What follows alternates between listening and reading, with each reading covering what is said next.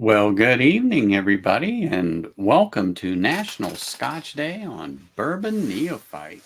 Cheers, everybody. Let's just start out and ask, what are you pouring tonight? I have a couple of things in front of me and behind me and on my left side and my right side. Not quite sure where I'm going to go, but I do have a few ideas. And so I will see what happens as I go along. So I see Jack is in here. So cheers, buddy. What have you decided to put in your glass today for National Scotch Day? I saw that there are quite a few other streams that are planned for later on tonight. Some of you, it's already evening. But what are you guys going and pouring for yourselves? Hey, Sugar Kitty, cheers. I figured you would pop in. I've got a few little tasty treats here. I'm trying to decide which one I want to start with, but the first start I'm going to have is a little sip of some mineral water.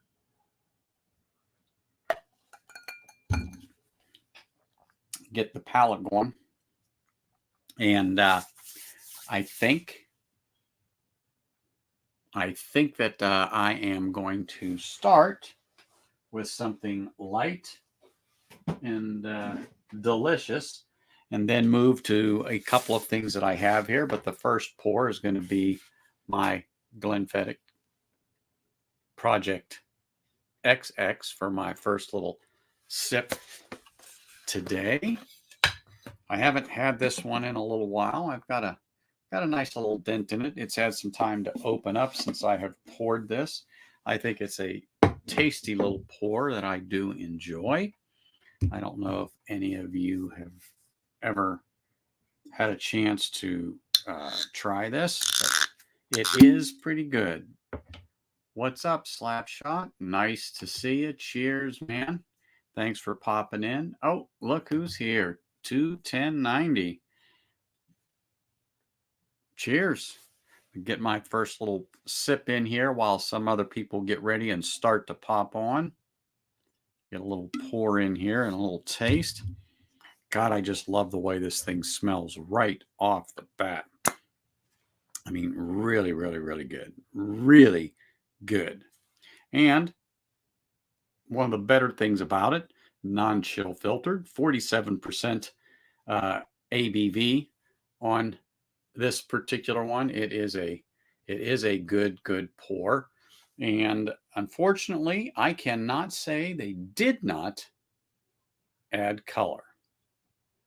But 2 out of 3 isn't bad.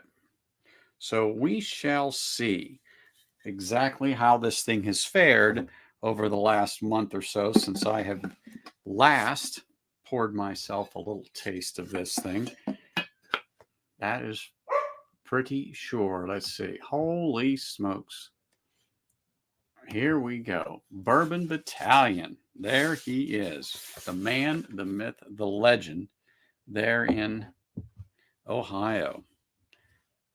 So here we go. First one here. First round. Cheers, everybody. Happy National Scotch Day. Oh, Chris Tass, I just caught you in the chat there. Cheers, cheers, cheers. Oh, look who is here, man. They are pouring in here. I can tell you there is Whiskey Nose. Cheers, Marty. And Bill, cheers. So great to see you here. If you didn't see or did not hear, first pour just to start off before I tell you all, and I'll let you guys decide, but I'm doing the Glenfiddich. Whoops, turn it the other way, Anthony. Project XX. I haven't sipped on it in a little while, but before I get into some of the other stuff that I have here that's definitely north of this ABV, I think that this would be the best to start off with. So again, cheers, everybody.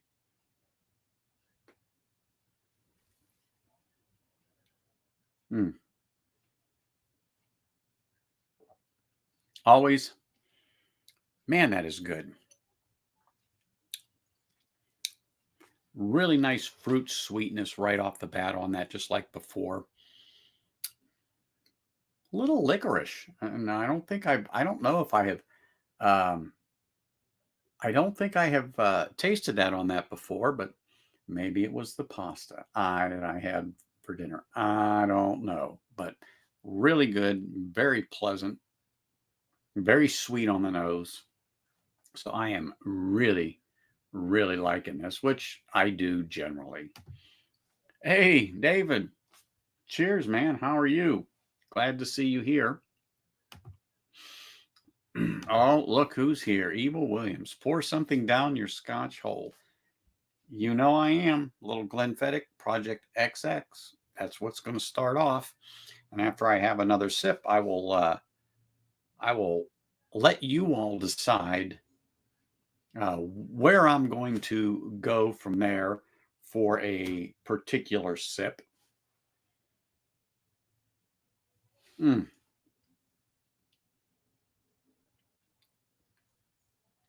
Have any of you ever tried that Project XX by Glenfiddich?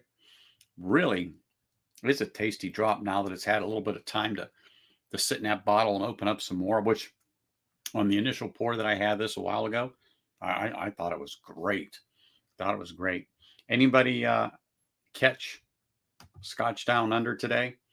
I was at work by the time he had started already. So I didn't get to see his stream, but I did pop in and leave a message in chat and made sure I hit that like button. And also make sure you all hit that like button. And if there's any new viewers here, please smash that like button and go over and click on subscribe and make sure that you hit that bell so you do get all the notifications whenever we go. Oh my gosh, you missed it. Really? It was like 8-9 hours long, I'm sure. So I'm there's no way anyone could miss Scotch Down Under. Bobby. Uh-oh. We've got the moose in the house. There he is. The man, the myth, the legend, the Canadian special. Alex. Cheers, man. Hope you're doing well and the move is back in progress and you are just living that dream up north. What do you got? Moose Knuckles. Well, I'm sure that's him. I'm sure his knuckles has been dragging a little bit too, doing all that work he's got. That's for sure. Oh, you did pop on? Good, Chris.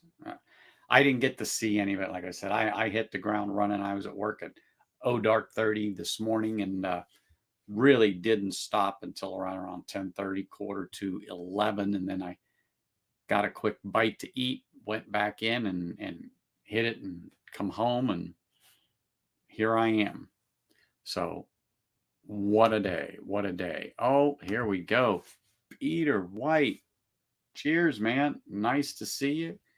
What do you people have in your glass? Put it on there. Are you drinking scotch? I mean, it is National Scotch Day. That's why I decided on a Wednesday that let's just do this stream and see who wants to sit here and chat about scotch. I don't know if Alex is up to doing a little scotch chat, but he may not even be set up. You know, I know he was looking to trying to get his internet and stuff set up, get his things set up because, you know, some of you know, he's busy moving. It's what happens when you're a homeowner. You got to do this stuff from time to time. And yes, everyone's excited to see the moose here is in the house. That is for sure. Everybody, even Slapshot down there in the great state of Virginia. Cheers. Paul, cheers, man. What's in your glass? We're drinking a little Glenfiddich Project XX right now. What I'm going to ask people is what I should drink next, and I have a choice for them. Medicine almost beat the sea. Everything is set up, but had been fighting the sea. Yes, I know you have, and that's why I was just wondering how you doing. That's for sure. Now this is it. When you get the gunny in the house, I haven't seen the gunny floating around this channel in a bit, but I will raise my glass to that man. That's for sure. Cheers to you and thank you for your service, Gunny. Always a pleasure to have you here.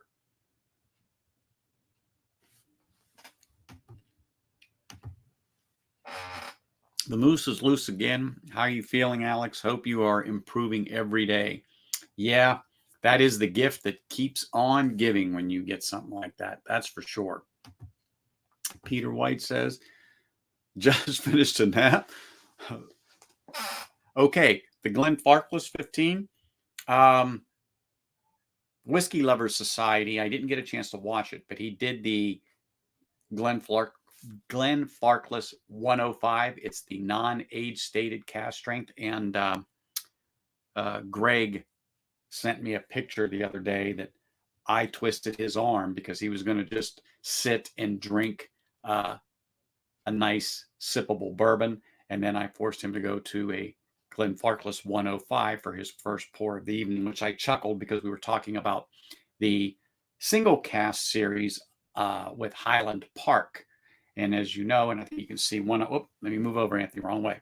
I do have a Highland Park 15 Viking Heart sitting up there that I thoroughly enjoy. And also, now that I'm thinking about it, it's in there somewhere. And that's the problem. I set it down and I never remember where I put it. But there's a Highland Park cast strength in here. And, you know, as I think about it, oh, there it is. Bingo. Yes.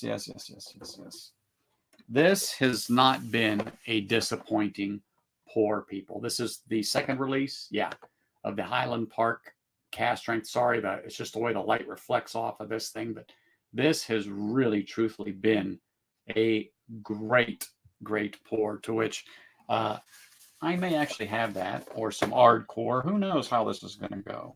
Brooklotti, who knows? Classic Lottie. I have no idea, but, you know, we're going to go somewhere. That is for sure. And then we have one of our other favorite Canadians here, Donald Ranch. Cheers.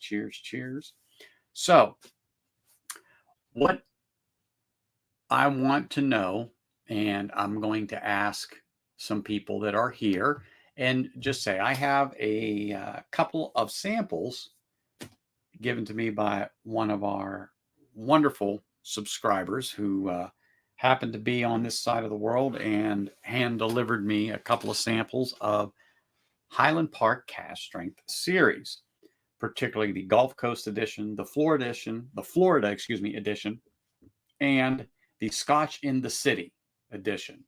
So I have samples of those, and I've always wondered about them, and I have seen them. I have not had them before, and I am so looking forward to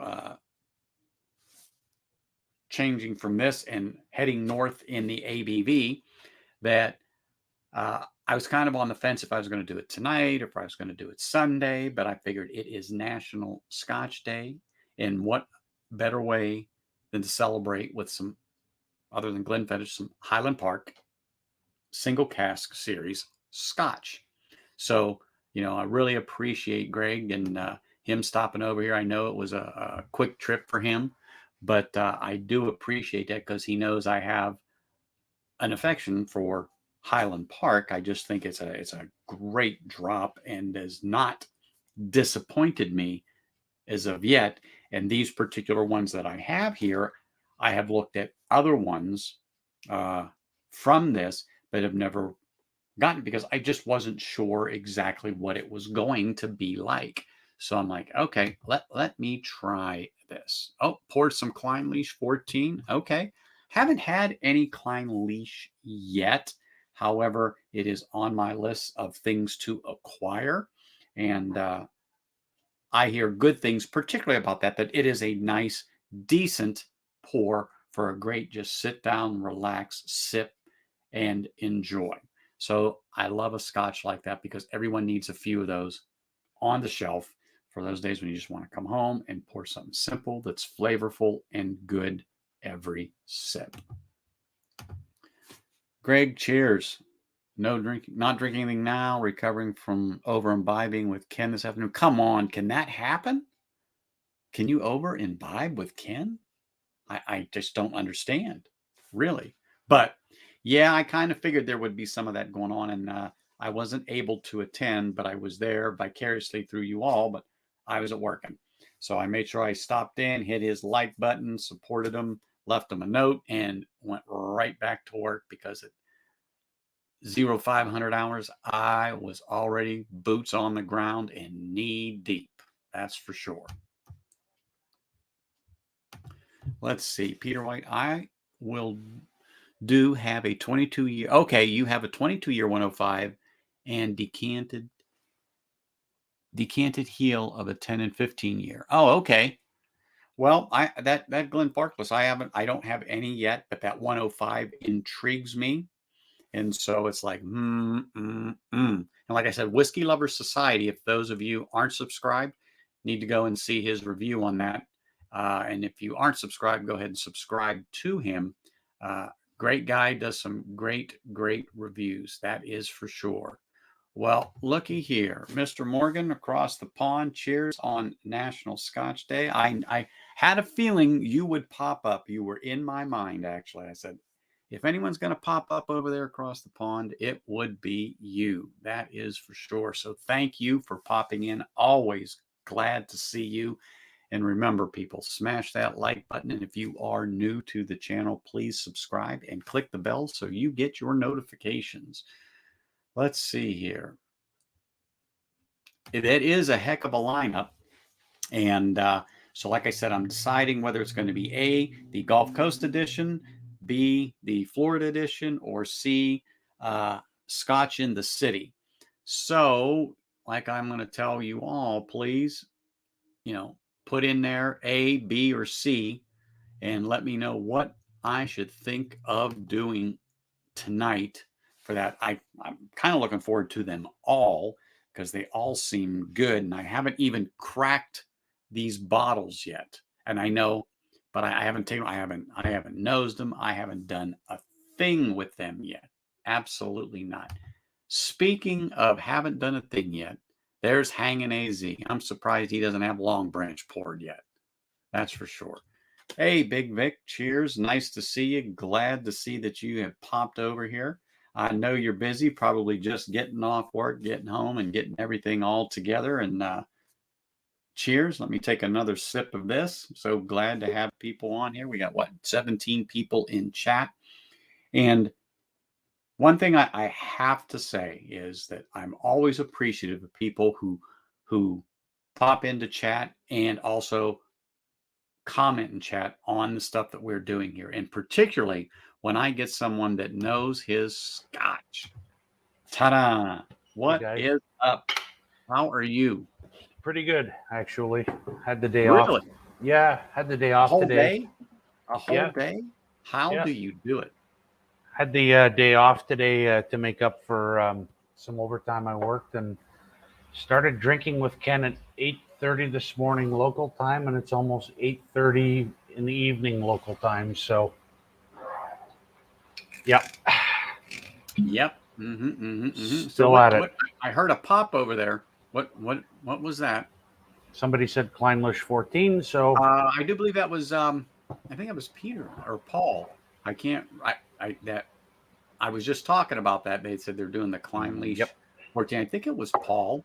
I could be wrong. I've been wrong before. I think Peter was doing the Glen Farquhars 105.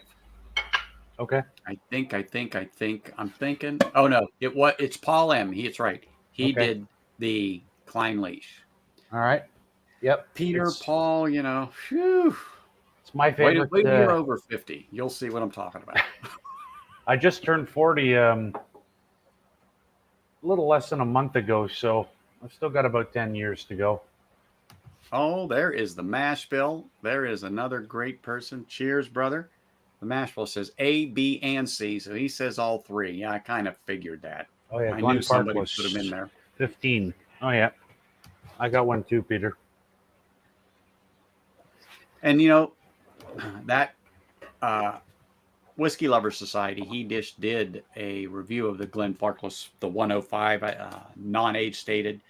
I didn't get a chance to look at it just yet, but do you know anything about it? Is it non-chill filtered? Is it? Yeah, it's cask strength. So it's at 105 old British proof, so that's 60 ABV. so 120 American proof, and it's actually better than a lot of the Abalur Abunad current batches because, yeah, they're not great. 105 is vastly superior now. If it were one of the old batch 40s and some of the batch 50s of the Abunad, I'd say take them, but now Glenfarclas 105. Oh, that's good to hear, Chris. She is back to work full time again. So Oh, I've got a sweet. drop left in here, and I will raise a glass to Lilith and say Yep. cheers and congratulations Sláinte. and back Yep. to the grind. Mm. Mm. I tell you what, this has not been a disappointing bottle. The Project XX. Nope.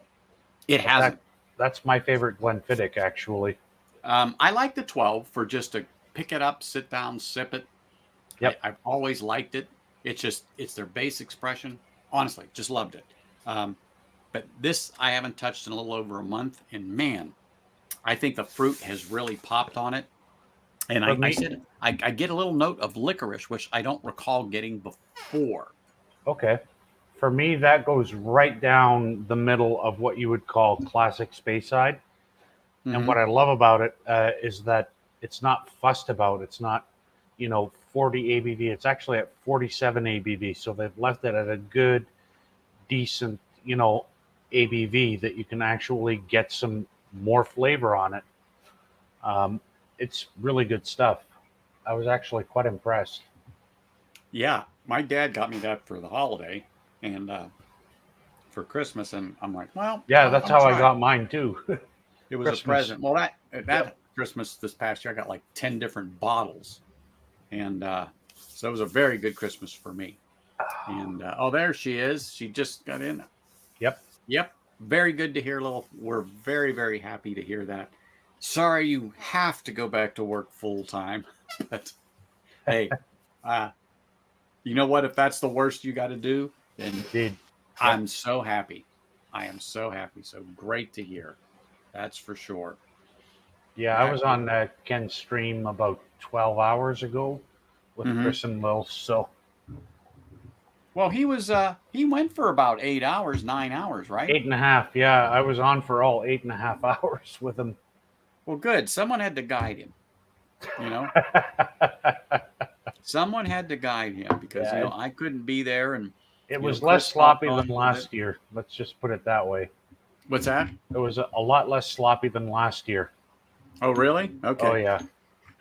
A little more composure. A little more composure this year, yeah. We didn't try to visit every distillery at every point on the map and then end up, completely munted by the end. We were laughing like idiots. Didn't he start out with Ireland or Scotland? Ireland? I forget. I was on briefly, and he spun the wheel, and he picked Lowlands. up Lodnock. Yeah, Lowlands, yeah. Yeah. Because last year, what we did was we decided we're going to start on the east coast of the Lowlands and work our way up and around and down and through the middle, and then it ended up on the left, on the right. Yeah, just bottles everywhere and laughing like idiots by the end. Well, it was a good time. It was, yeah. No, it was fun. Counts. So you are drinking, again, the Clynelish 14. I just finished up the Glenfiddich Project XX. Yep. And let's see. Since I am going to be going into the Highland Park cast strength, and everybody wants me to start with A as in apple, so it will be the Gulf Coast Edition, 11 year at 65.8 ABV. Okay. I think, though, I will pour a little bit of my Highland Park 15 to help my palate get ready for that. Okay. It's only 44, but I want to switch over to the Highland Park profile from the Glenfiddich, although I liked it. Yeah, that's right, Greg. Yep. For the Roman numeral 20. Yep. 20, exactly. I'm just going to say 20 people didn't, but every time I say 20, people look at me funny. They go, oh, you talking about the Project XX? Yeah, XX is 20, but I appreciate it, but it's just funny. I said, yeah, that Project 20. And they go, what? Project 20? Yeah, XX. Yep. Anyhow, let's pour a little of this. Like I said, I'm going to get this going here with just a little drop to get my palate going. I haven't had this in about 2 weeks. Okay. Yeah, they're I did. changing the bottle of that soon. They are. Apparently. Yeah.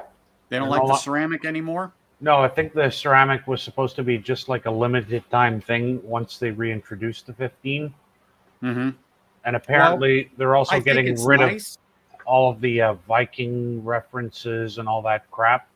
Well, Thank I think God. it's nice, but I can't tell where I'm at Yep. in the bottle.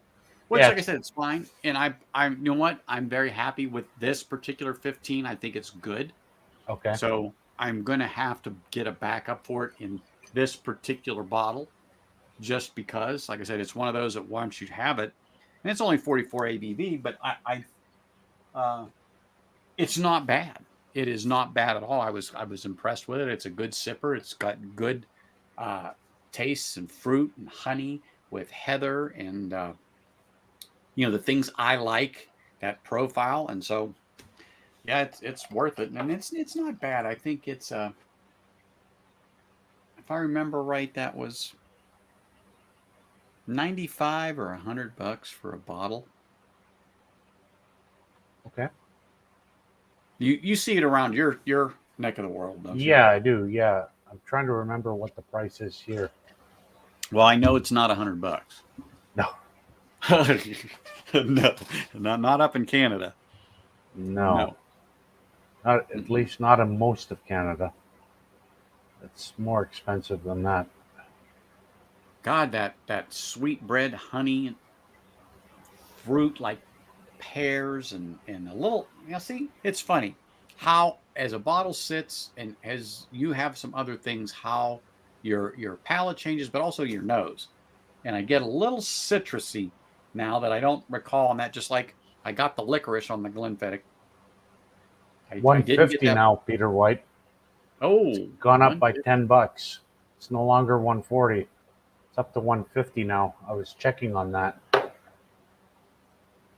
Oh, there you go. Yeah, even Chris had some poured over there. All right. I guess when he was visiting on Ken's stream. Yep, 140. I don't know if that would be bad or good on your end of the world, but um, I'd probably consider paying that. Okay. I don't think it's a bad pour at all. I don't know. 150. Yeah, like I said, you'd be pushing it, but it's good. It's not. It's something that you might not buy a backup of that at that price, but if it was a C note or less, you'd say, yeah, it's good enough. I'll put another one on there. But when you get to that 100 and a half, it better really make your toes curl to go, yeah, I'm going to go down there and get some other one. Mm-hmm. Yeah, that's wow. There's just something about the Highland Park for me. I don't know. My first one was 15, then of course the cast strength, and I forget which one. I think it was just the basic 12 I had that made me go, huh. I had a pour of it somewhere, and I don't actually have the 12, but everyone says you might as well get it. It's just a decent another. It's like your Glenfiddich. It's another. Just grab it, go sit down. It's just a good, nice pour for a price. So, but yeah, this is pretty darn tasty. I've liked it since I've had it. Alberta is even higher, which is unusual. Wow. Mm. Mm-mm.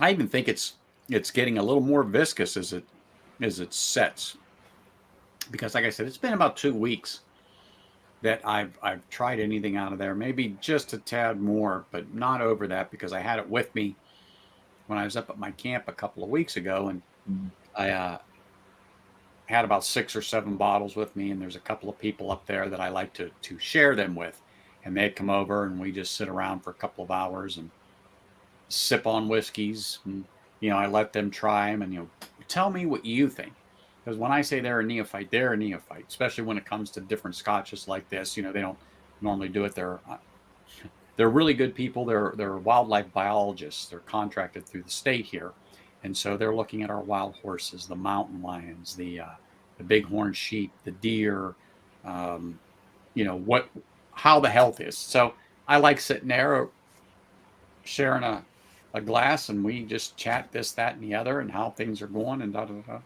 And they really liked it. They said that was really good. Another one that they liked, and I know we're talking Scotch, but and I did a review of this one. Ooh, daddy. Okay. It's an Irish single malt. Yep. Wow. They really liked that. They said, "Man, is that good?" I said, $29, you just can't go wrong. Yeah, for sure. Yeah, at $29. So yeah, I made sure I backed that one up without a doubt. Without a doubt. How about full volume? Very good price for a 17-year-old.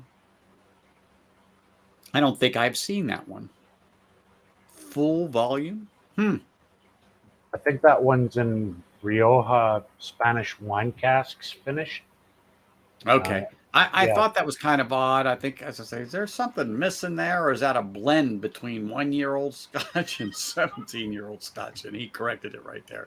I'm Yeah, 'cause catching up here in chat. Then they would have to call it 1-year-old Scotch, and then technically it wouldn't be legal because it No. has to be at least 3. So That's why I was like, what? Yep. What was that? It just didn't. It just wasn't computing in there for a moment, and I'm like, what? But that's all right. That is all right.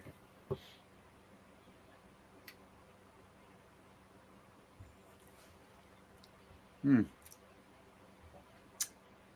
gonna get a glass ready and put a Glen cap on it and pour some of this Gulf Coast edition from Highland Park what's in their full single volume cask bourbon? series. What's that? I just looking at Peter White's comment. Oh, full volume was bourbon cask.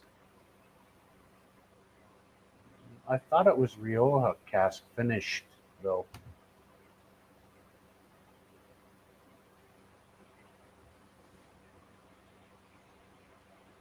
There we go. I was like, man, that cap was on there. Ooh. Almost instantly on the nose on that is like almost like a butterscotch note. And I'm like, you've got to be kidding me. Very buttery. First fill. So let me pour some in here. So which one was the Rioja cask then at 16 or 17? Uh-oh. Now he's thinking, people. We're in trouble. He be thinking. Just so happens, I was like, what'd I do with that? Glen cap in my pocket. Should always travel with a Glen cap. Let me put the Glen cap on that. So there was a Rioja full volume. Okay. So there was a all X bourbon, and apparently there was a Rioja full volume. Twisted Tattoo. That's it. Okay, there we go. Twisted Tattoo was the Rioja cask. Sometimes you get things mixed up. Mm-hmm. It happens. It does happen. Okay. There you go, James. He answered your question. No. I've not heard of that Glenmorangie that Bobby said he was sipping on. God, what is it with my speech today? I have no idea. Private edition. Okay, that makes sense. Uh-huh. Yes, it does. It does make sense. And that is true. I've been doing a little backside looking at different Highland Parks, Peter, and when you start getting into it, they have quite a few A different things. I lot. mean, I haven't really like sat here with a dram and looked at it all and this and that, but I was just looking whenever I got these samples, and I just wanted to get a little more information, and all of a sudden, well, this release and this one and that one, and holy smokes, Yep. they kind of believe in these special releases, and that's my opinion. That they really make some stuff and put it out there. But is it true or is it not true? For a while there, they kind of got on the mediocre side. They're still kind of there, really. It depends on the special release.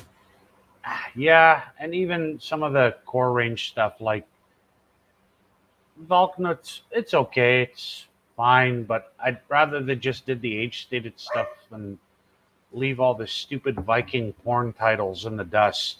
Well, I Like think that's what they're going to Valknut, do, and because I they hear a lot are. of chatter about that, particularly just even on some of the forums. And I'm going to use, say, Reddit. I look at some things because I get stuff on there, and people talk about that a lot. And you're not the only one to say, yeah, that about the Viking heart and the ceramic bottle. I didn't know they were getting rid of it, but I knew about they're going to go away from the Viking stuff. Yeah, and on the Whiskey Crusaders, one of the national ambassadors actually confirmed they're going to be doing away with the Viking stuff when they were on. Was it? No, it was a week before last. So I said, was that about the 2 week ago stream or about 3? 2 weeks ago. Yeah. Yep. Okay. Well, like I said, I heard that too. And as long as I know of the stream, someone made mention of it, and how you hear things. I just didn't get to go back on Whiskey Crusaders and take a look at that. But it's good to know. I mean, I like it. I mean, I think the bottle is nice. What I don't like about it is I just can't tell where I'm at to gauge, go out and get another one. I'd say try and look for an independent bottle, ex bourbon Highland Park, or even one of the indie, ex sherried Highland Parks. They can be really, really special. Mm-hmm. Yep. Mm-hmm. HP. Yeah. Through the roof for 12 to 13. Yeah, in a bag. Yep. Yep. Those single cask, quote unquote. Yeah. And that's what I was saying. I've seen them. And when, like I said, Greg happened to be out here, and he dropped these ones off to me. And then I've always wondered, and it's one of those things where you see them, but you need to try one or two to go, yeah, I'll spend the money and start getting some of these because they are decent. I mean, not everyone's a hitter to you. I mean, that's just how it goes. But when you start getting into 100 and north, it's like, well, before I drop 125, 150 or whatever on a bottle, you kind of want to know what one tastes like. Yeah. To go, oh shit, yeah, this is a good one. This is one that definitely I got to go and look for and find. It's definitely one of those. Definitely, that's for sure. Mm-hmm. Mm-hmm. Mm-hmm. But yeah, this is a good bottle. The Viking Heart's a good bottle. I'm glad I bought it. I don't have any regrets. And the more it just sits there and opens up a little bit more, I think the flavor in it really comes out, and it's really good. Yeah, labeled Orkney, exactly. Yep.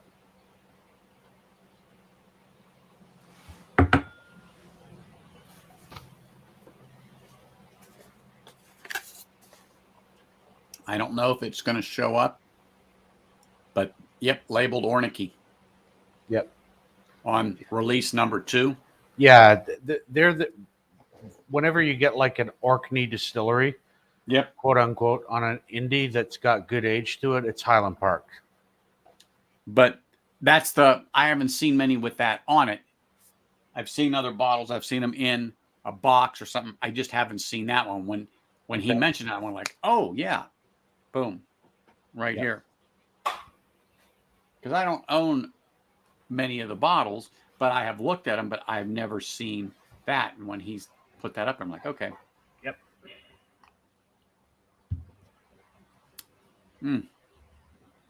Take my last sip of this before I get into the Gulf Coast Edition Highland Park 11-year 65.8 ABV. Oof.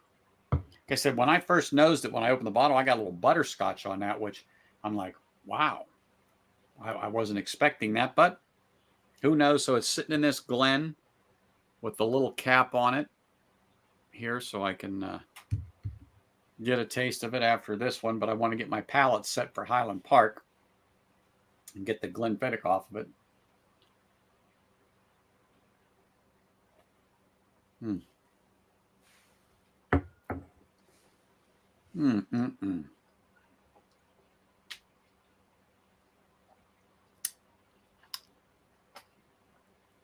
Man, that's good. Scapa, yeah, but who cares Nice about finish. Scapa? Honestly.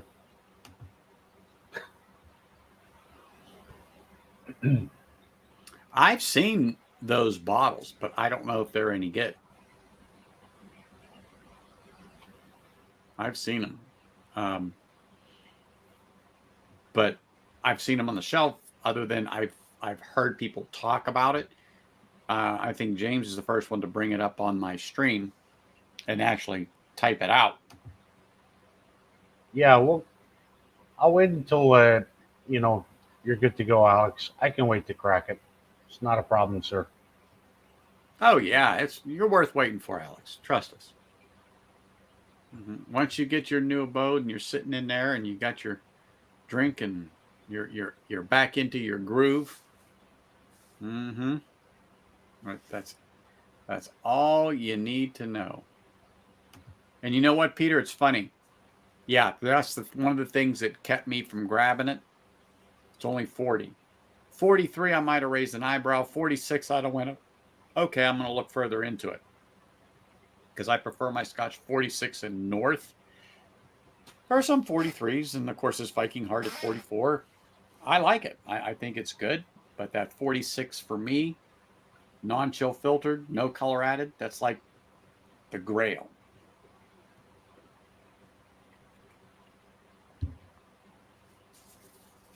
Okay, let's get into the Gulf Coast Edition Highland Park. Huh, I'm telling you, buttery, very buttery. I mean, I know it isn't butterscotch, but to me, that's exactly what it smelled like. I just popped that cap off, and I'm like, oh my goodness. But you were going to pour a Kilchoman, but I think I do a lineup of log 8. Okay, the Offerman and the 16 may be close. Yeah. The evening with Ardbeg Ugadale. Oh yeah, I didn't get any Oogie yet.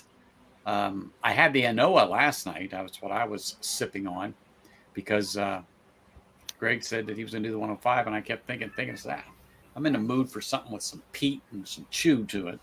So I grabbed the Anoa and had that.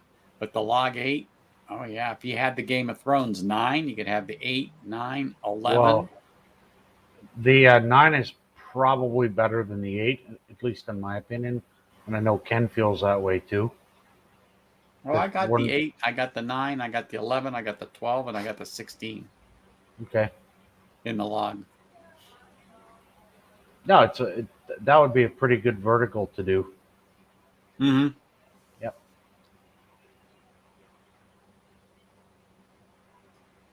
Wow. So I'm definitely getting fruit. The sweet bread on this, definitely honey. You know, that type of sweetness, and there's something else in there I can't put my finger on.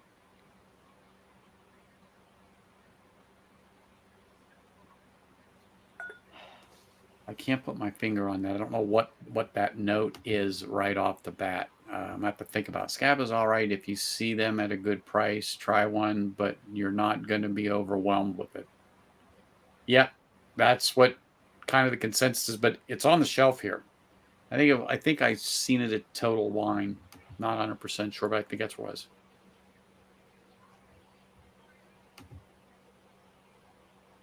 You do like the peat. Yes, I do too. And you're right. The 8 has a little sharpness to it, Jack, on that log. But it's, to me, it's still okay. I mean, the only reason why I bought it is it was on special for like 49 bucks. But the 8 and the 16 are usually $5 apart. So they're right around 70, 75 respectively. And $5 separates them. For $5, I'm grabbing the 16 all day long. I think you and I talked about that before. I go, hands down, that 8 could sit there and rot. But because I could pick it up for under $50, okay, I'll pick it up. You know, it's not an overwhelming pour, but it's not a bad pour. I have a couple here and there. They're not frequent, but it's one of those pours that I will grab and go, you know what, this log 8's a good pour just to sit down, watch some television or something like that, and just sit there and sip. It's okay. It is an okay pour.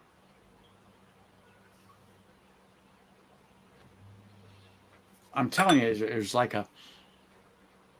there is a floral note to this, and it's not roses, but it's a sweet floral smell. So I go back to heather, and honey, because it's got sweetness. I definitely get honey, but it is so amazing that when I pull this off,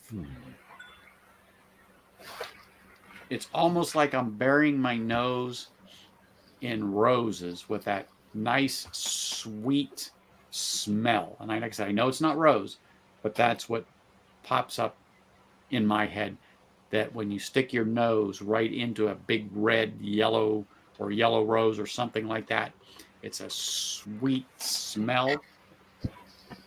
I know it's the malt, but let's see. So for people that are just popping in here, I am sampling a Highland Park Gulf Coast Edition 11-year at 65.8 ABV.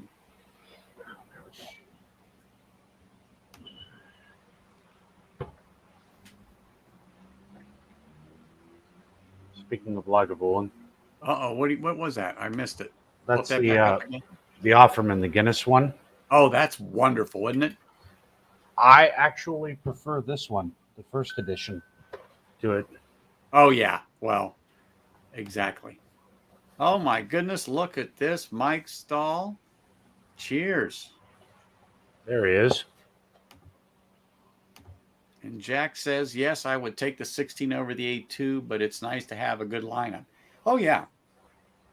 I've never seen the Game of Thrones one here in my area until last week. Ran into the Singleton. Now, don't get excited over the Singleton unless you can get it for about $40 or less. It's not overwhelming. It's not terrible, but I've seen them over $100 for the Singleton, and do not pay that price for it. Yep. Oh, goodness gracious. Yep. We had to take care of them during Ken's stream. Yes, too. I got Sugar Kitty in there. Every stinking channel today. Yeah. I was on with the Bourbon Bar yesterday, and he got on there. Yeah, and they're even doing it now to channels that have subscriber only, comments. Someone said that, and I'm like, how the heck did they do that? Yeah, well, they did that to Ken today. So, as I said to him, it's got to be some lonely virgin in their mother's basement, crafting. Who has an affection for short Aussies like Ken? Yeah, I guess. I guess, yeah.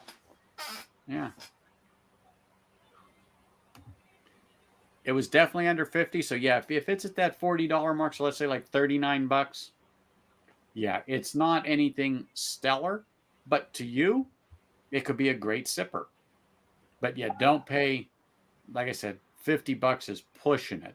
When I think I've seen the Singleton here for that, if not a little less, and if it's the same one, and I can't remember the Singleton, but I said, look, $20 is what I'll give you because it's sitting there. I can see the dust on it. And they raised an eyebrow. For $20, yeah, I'll buy it. But Yeah. yeah, I'm not giving them the outrageous prices. No.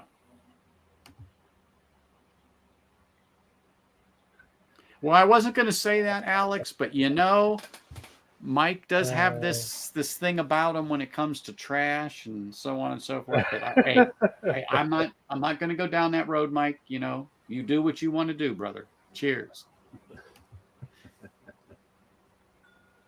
Well, he might think he is. He might think he is.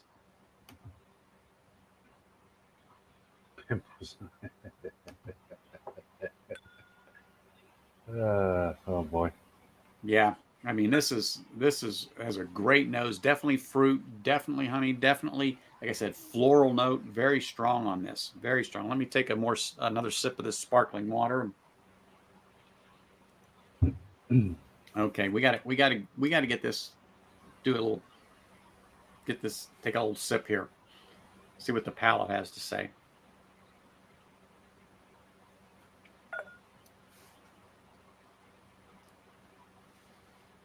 God damn it! Again. Wow. Holy shit, that's amazing. That is amazing. Really. Cool. Absolutely amazing. The viscosity is so good. The legs are just nice and even and slow but thick coming down the side of my glass. And there's little droplets just holding on to the side of this thing. So this is the Gulf Coast Edition Highland Park, part of their single cask series. And it doesn't drink like 65 ABV. I mean, it's up there, but you could sip this damn thing and go back for thirds without a problem. Yeah, they're typically between 60 and 65. Most of those single casks. They did one here that I think was at like 62.1 or something like that. Mm-hmm. And I think they're all 12 year. This one's 11. Okay. That's what I got. And I wrote it down and looked it up. And, but wow, that first sip was something. I'm just kind of letting it sit there. The viscosity is terrific. The finish is good. It's definitely not a short finish. It's a little longer than medium, but it's not extremely long. You know what I'm saying? It's not a really long finish, but oh my gosh, really good, really, really good.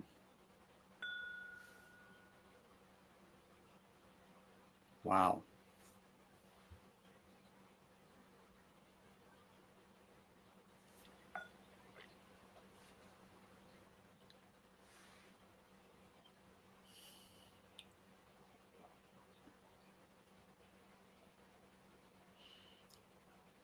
Very light peat.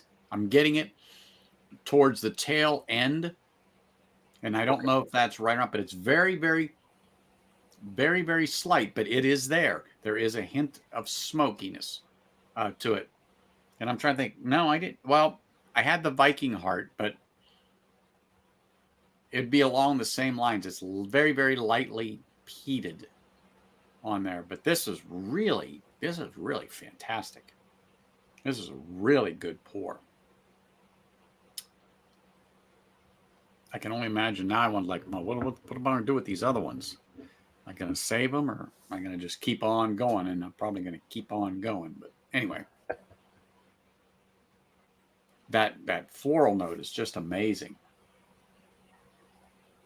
Yeah, Highland Park, their distillate is awesome. Just sometimes I think over the past few years they've focused too much on style over substance.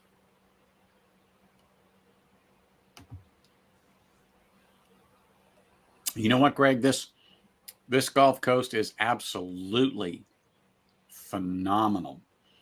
The viscosity, the floral note on this thing, the finish, the very, very slight wisp of smoked peat. that I'm getting on this end that is, as it comes back and kind of rolls from the back to the front of the tongue is really good.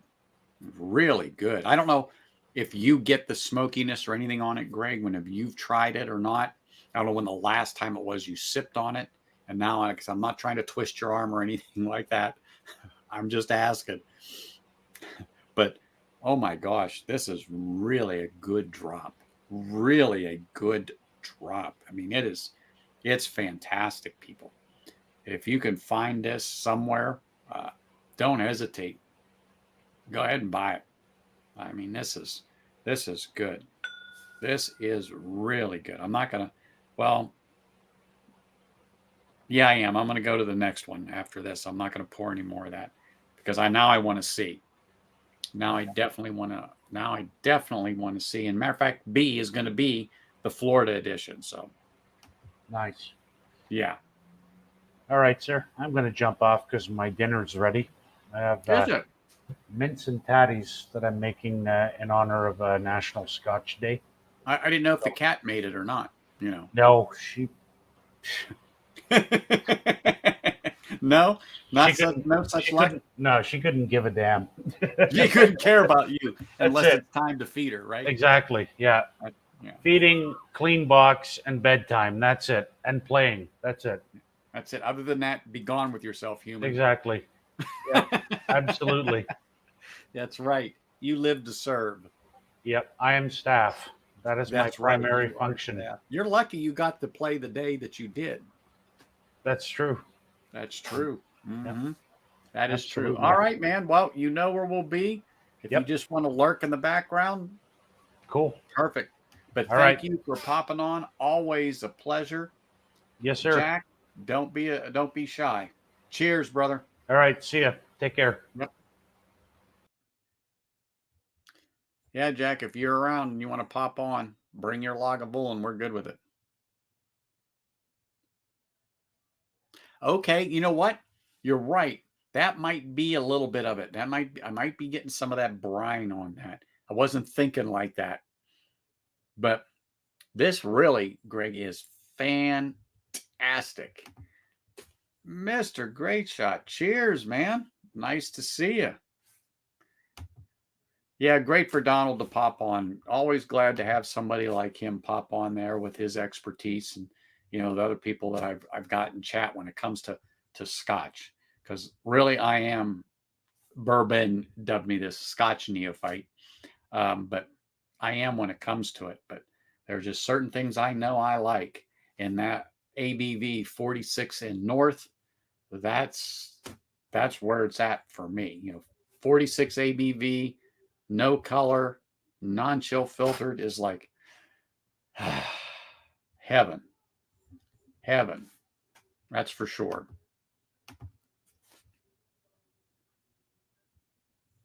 Oh yeah, that Lion's Fire. That's what I was saying to Jack Sugar Kitty. He said, I've got the 8, I've got the 11, and I got the 16. And I said, well, I've got the 8, I've got the 9, I've got the 11, I've got the 12, I've got the 16. And yes, I've got the Lion's Fire. You know that. And that Oban, Twin Foxes, whew, that's another good one. That's for sure. But let me take another sip of the Gulf Coast Edition Highland Park here and just savor this moment.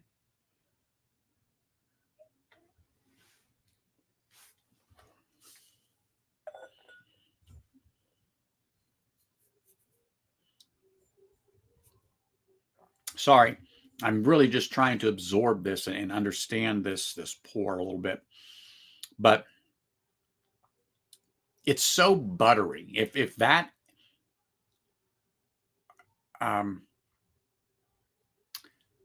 it's so buttery. I don't know if that is the right term, Greg or Sugar Kitty in here, but it is so buttery is what it seems like to me on the palate. That it's good. And I'm definitely getting the peat. I can almost smell it when I exhale, if that makes sense to you. Because I'm re-experiencing it and I try to savor it and then slowly exhale. and I can get that nice little sweet smoke, if that makes sense too. It's a sweet smoke. It's not your normal peat that you would get on that. And I really like to try to break that down to some of these little nuances in a Scotch. I don't always get that complexity in a bourbon. Love bourbon, don't get me wrong. But for some reason in a Scotch, I get, more complexity out of some of these pours. And this is just like, wow.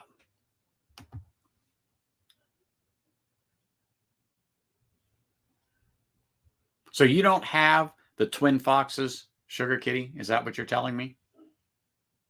It's never passed your lips? Exactly. Bourbon Battalion, back in the day when he and I were doing something with bourbon, and that's one of the things he talked about and reminded me to do. And so I pretty much try to do that on all of my reviews, where I'm just sitting there and slowly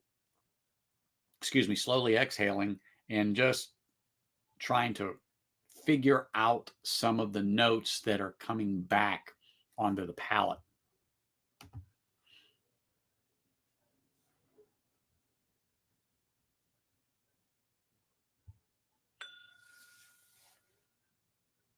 But really, the butterscotch note, that is what intrigues me the most on this.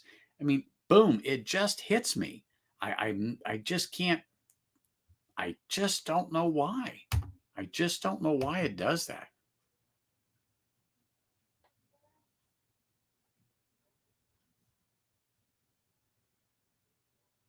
Oh, yeah. Okay. Well, when I'm out there, I'll make sure I drop that off. I'm not sure when I'm going to be in New Jersey, but it could be about a week, give or take. But you never know. So I'll just have time for a quick dram, and I got to go.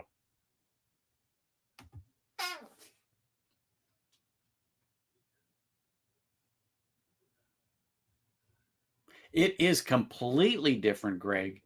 It is a creamy sweetness. And I think that's why I'm getting that butter.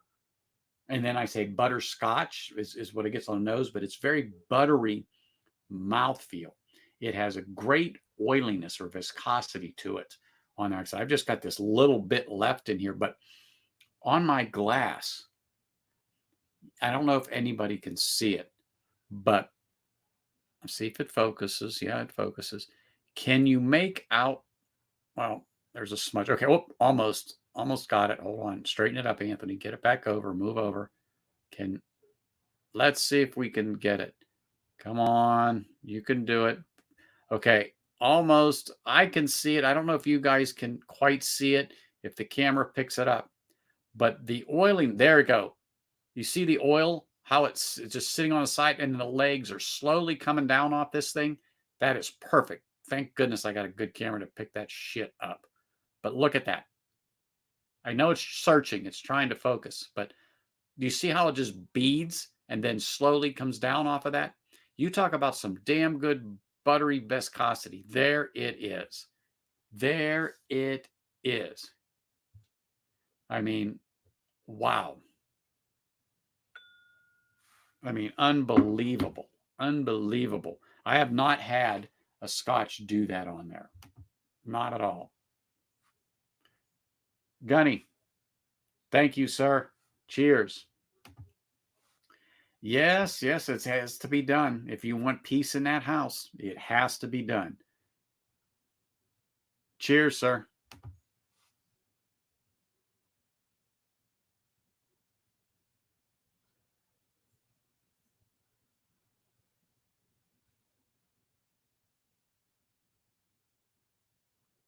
And you know what? That's why I said I'm sure it's not butterscotch, Sugar Kitty. Thank you.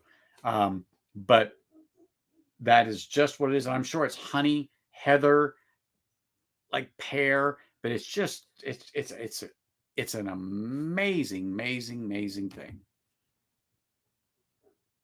Cheers. Happy Scotch Day, Gunny. Thank you.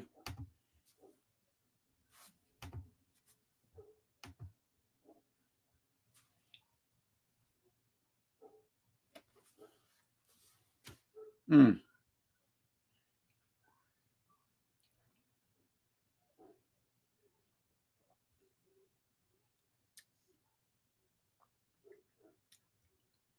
Wow. Really good.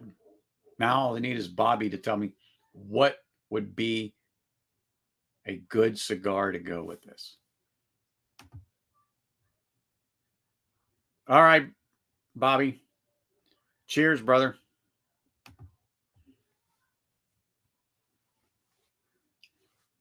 But man, that was really, really a good drop.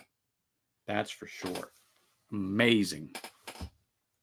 Amazing. Thank you, thank you, thank you, Greg.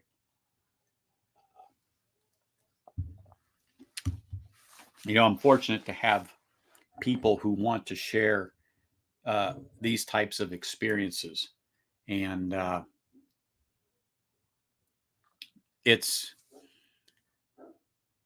overwhelming that some of the generosity when people are out here and how they, you know, hey, drop this off. You got to try this, review it on your stream, or just sit back and try it. I mean, thank you. I am always grateful for stuff like this and greatly, greatly appreciated. And it's always, nope, they don't want anything in return. Just, you have to try this. You have to try this because their passion is as great as mine.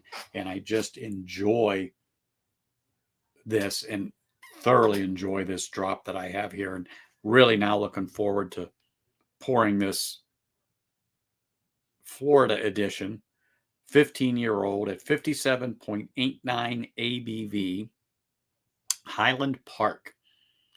I mean, it's like, holy smolians. I think, let me just make sure I got it all out. One is certainly not going to ruin it. Bobby, in here, we're definitely getting floral notes, honey, fruit, extremely wonderful viscosity. I mean, oiliness is off the charts in how it clings to the glass. And actually, you can see the beads of the oil holding onto the glass. And I showed it to where you can see the legs just coming off of those beads and starting to come down.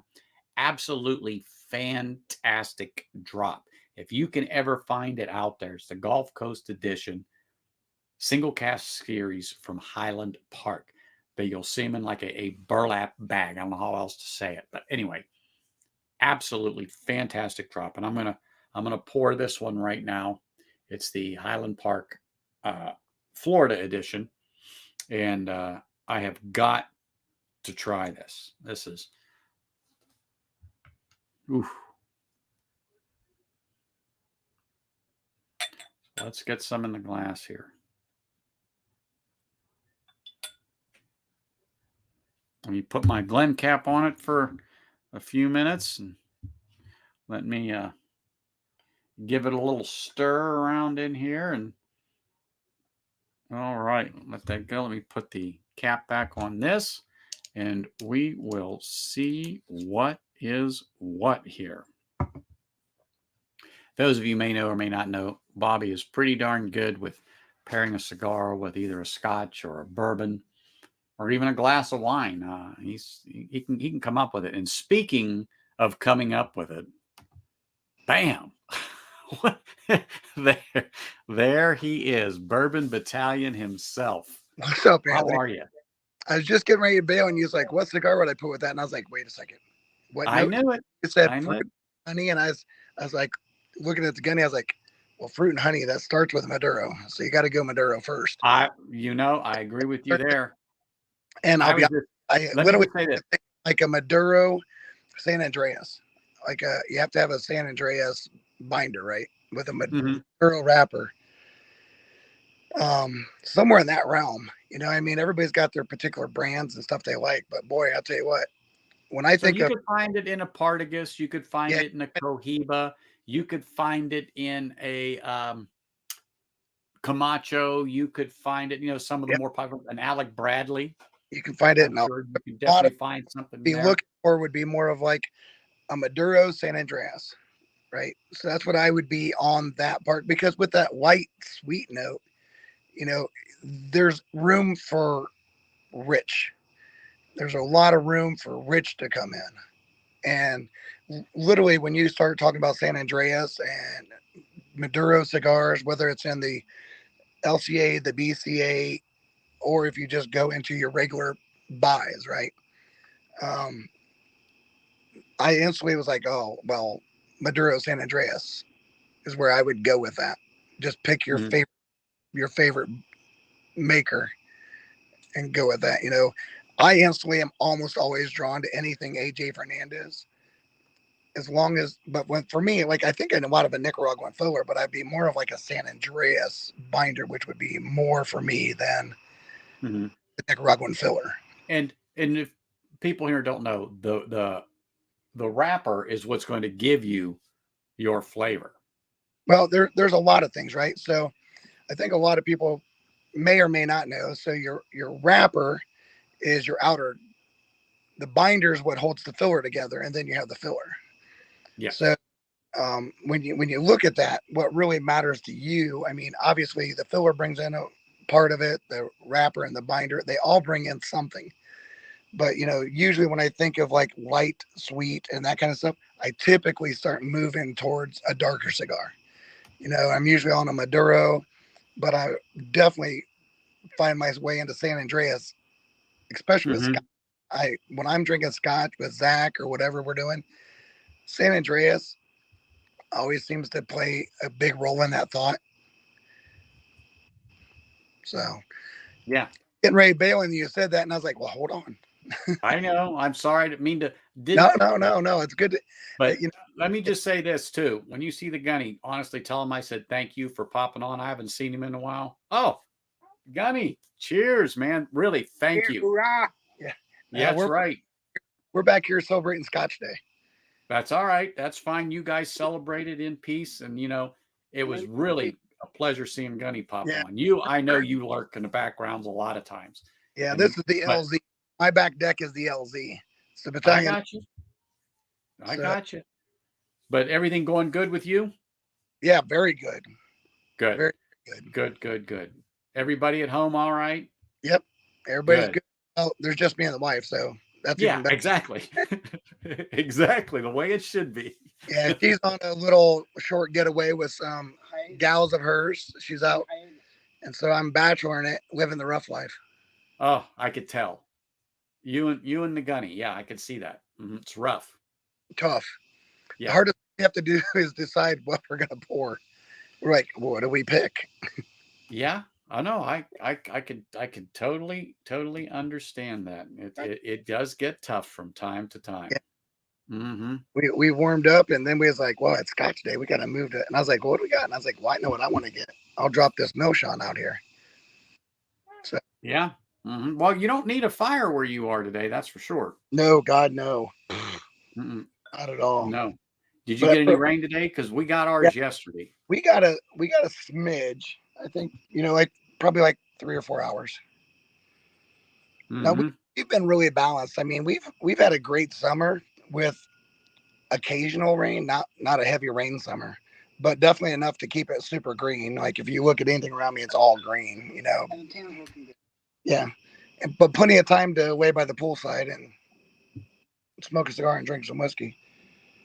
So I just got a little ahead of myself, and I listening to you, and I pulled the top off of the next pour, the Florida edition, and took a sip out of it, and I went, oh shit. You all right? That was me. Well, I know it was you. I don't know why you asked me if I was all right. Well, no, I caught the bottle, but it knocked over the microphone, so I apologize, people. That's okay. But I was so floored by that one. I was like, holy crap, that was good. And I moved my arm, hit a bottle, it fell, and started the domino effect. Yeah, it sounded like nothing broke. Hey, nothing spilled. That's the important thing. That's the important stuff. Exactly. But it did make an awful noise, so I apologize, people. But that's what happens when you do live. And I don't have headphones on. I'm just on the back deck and enjoying the evening. No spilling. Absolutely not. I grabbed the right stuff in the appropriate order. So yeah. There Yeah. was no alcohol abuse here. Perfect. Exactly. So sorry about that again, people, but that happens. I just didn't realize how close that bottle was to the edge, and when I realized that it was going over, it was too late. Yep. Hey, we've all been there. Yeah, exactly. I just wasn't paying attention to what was going on. I was watching you in the chat and Mike, and anyway, hey, Adam, cheers. Happy Scotch Day is correct. Cheers, Adam. Exactly, without a doubt. So yeah, no, I'm on the Milchon, and then I moved over to the Cashmere as Ezra Zion. And let me tell you, if you're not on Ezra Zion, man, you're missing out, man. They got some great stuff. I love the Ezra Zion.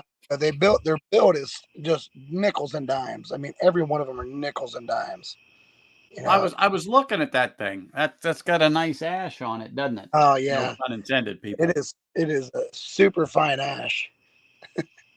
That's right. That's right. Hold well. Holds together well. It looks like not streaking. Yeah, I'll tell you what. That Black Abyss I've been doing. That Black Abyss Connecticut that I had. I only dropped 2 ashes on the whole 6x60. Hmm. I mean, it just did not want. It was just nickels. That's all it was. That's all you can ask for. Well, That's all you can ask for. I just wanted to come on and say what I thought we go with. So I'm going to jump off and spend some time. Well, don't jump off. Just take your time. We're in the back. We're in the back watching. I don't want you guys to get hurt at your age. Break a hip now. Hey, I'm pretty sure that you're a little bit older than me. Just by about that much. That's for sure.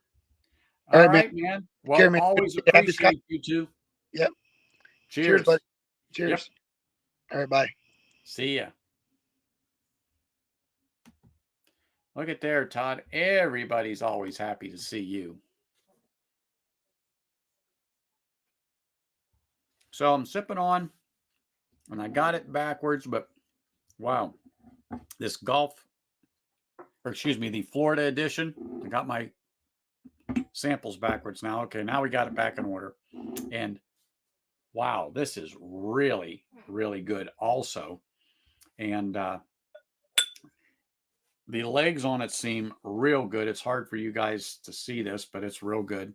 And then when I originally was talking to Bobby and I just pulled the cap off and took a quick hit on it, I'm like, holy smokes. And then I sipped it. And then because I was listening to Bobby, and I'm like, oh man, I got to have a drink of this, and forgot to tell you all what in the heck is going on here. So I can.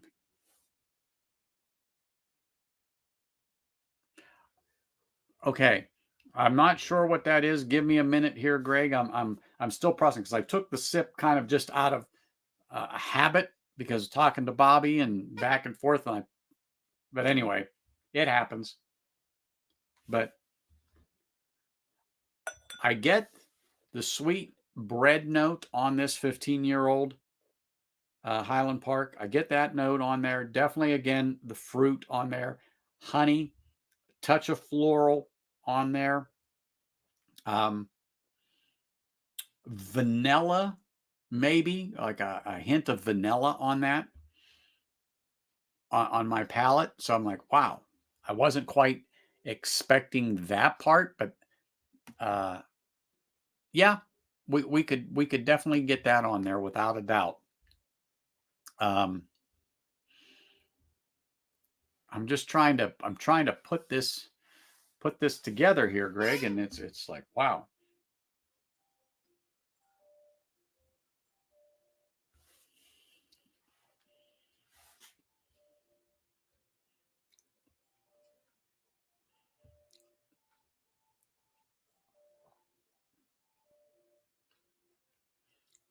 Okay. It's not as viscous as the Gulf Coast. It's not. The peat is there. The sweetness is rolling back on the tongue right now as I speak. There's a little spice to it, but that's just from the ABV. I'm getting that floral sweetness now on the palate that I got on the nose. it's just, like I said, it's just a little thinner than the Gulf Coast. It doesn't have the butteriness to it that the Gulf Coast did. But the finish is good on there. It's definitely not a short finish whatsoever, more medium to long on the finish. Wow. That's pretty darn good. And you know what? It does. It's going to be hard to see, but I'm going to try to get it up on there for you guys to see if the camera will pull it out. Let's just get a little closer, almost. Now let me just get the right angle, get it off of me because it's looking at my eyes. Okay, you can almost see it. Let me just see if I can continue to do this to where it pops on. There we go. It's getting there. Okay, let me move it over here.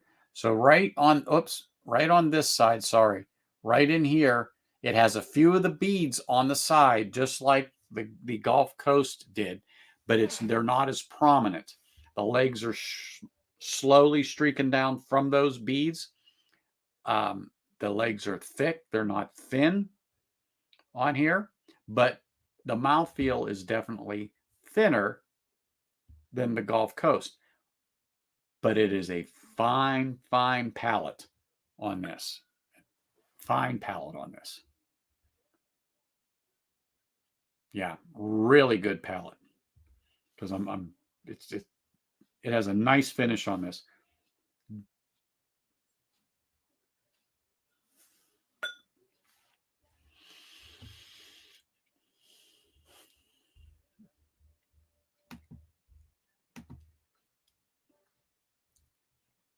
Wow. Really good. Nice. Nice. Another exceptional pour tonight. Another exceptional pour. So the Florida is a second fill sherry butt. The Gulf Coast is the first fill sherry butt. Okay. They may be the reason for the variance. Okay. So definitely the floral note on the Gulf Coast was more pronounced. The sweetness, the buttery creaminess was there. But remember, we're talking, what, 55? So we're talking almost, what, 7 points different on ABV. So, yeah, 8 points, just give or take. So it's higher. I had to look at my stuff here. I got confused which one I was looking at. I was looking at the Scotch in the city. I'm like, well, that's not right. That's why it wasn't right. So that also could be a thing on it too, because the Gulf Coast is a little higher ABV. However, this is not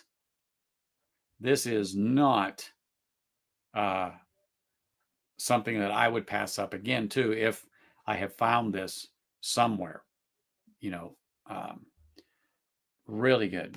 And you know what, James, like I said, yeah, it is nice to be spoiled, but it's also nice to have great subscribers and people in chat who truthfully want to share these great spirits and hear other people's honest opinion on them besides their own.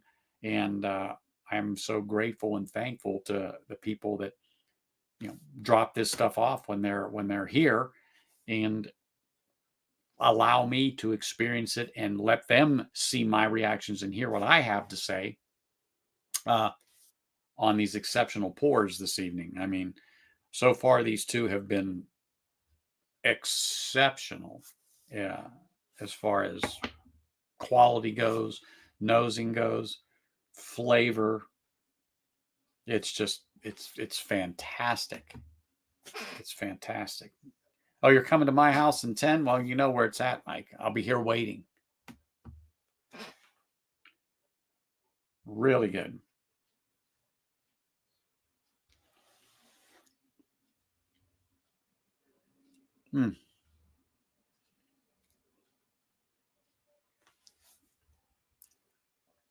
Now on about the third sip, Greg. On about the third sip of this, it seems like the sweetness is even more prevalent, if you can understand that, on this sip. And it seems like the oils now are really seem to be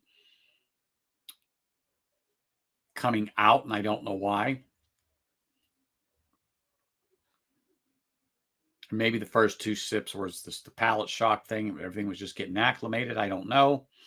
But there was a reason why I started with Highland Park to begin with the Viking Heart, and worked my way up this way because I just wanted that profile to be on the palate rather than the Glenfiddich Project 20, or as I say, XX, since everyone else does. I wanted that off my palate. But this is really, really nice. Really nice. Florida edition, 15-year-old Highland Park. I will tell anyone, if you see it, do not sleep on it. Go ahead and buy it. That is for sure. I know I will be looking a lot harder at some of these single cask series from Highland Park from now on. As a matter of fact, I may be taking a trip to a store here this week to actually put some in my hand to take a better look, because really good. Really good.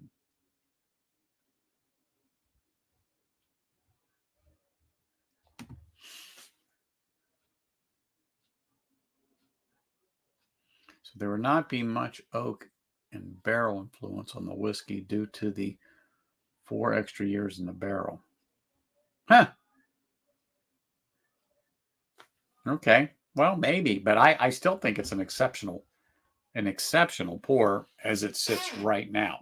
Like I said, the viscosity isn't as heavy as the Gulf Coast, but that's fine. I don't have a problem with that.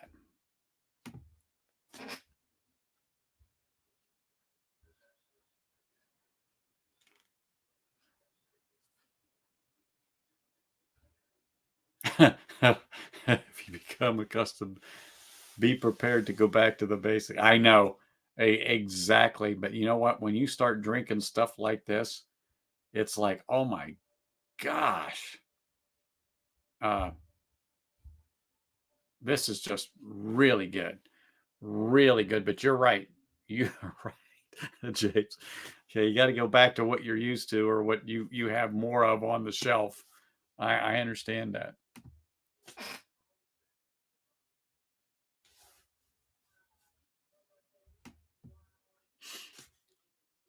You know, we were supposed to get storms here, Jack, but it just got real dark and cloudy and nothing. We're supposed to get some winds, but didn't prevail. And so I was kind of wondering if my internet was going to stay on.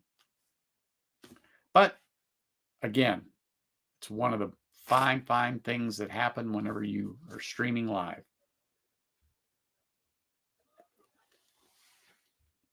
Mm.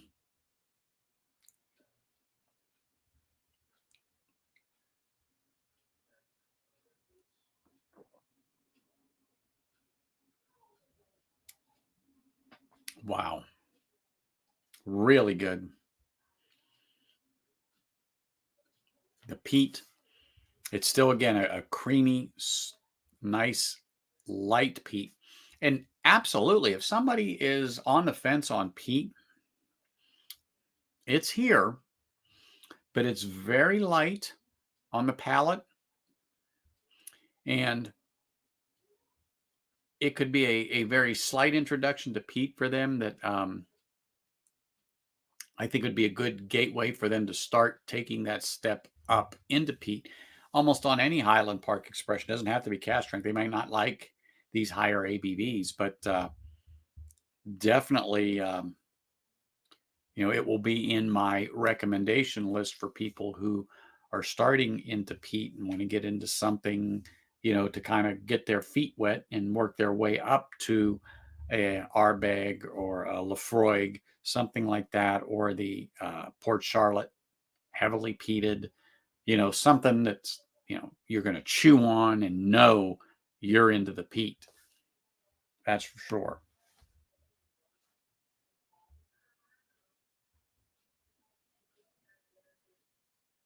Yeah. Yep. It's hard.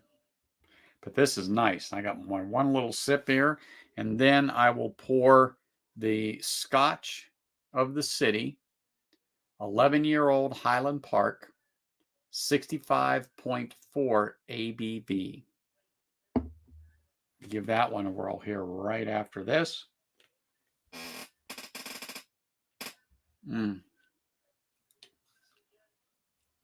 Wow. So what I just finished up was the Florida edition, 15-year, 57.8 ABV. Excellent. Right now, I will say this, the order in which I had them, A first, B second. Let's see what happens here when I pour a little of C, the Scotch in the City, in a Glen.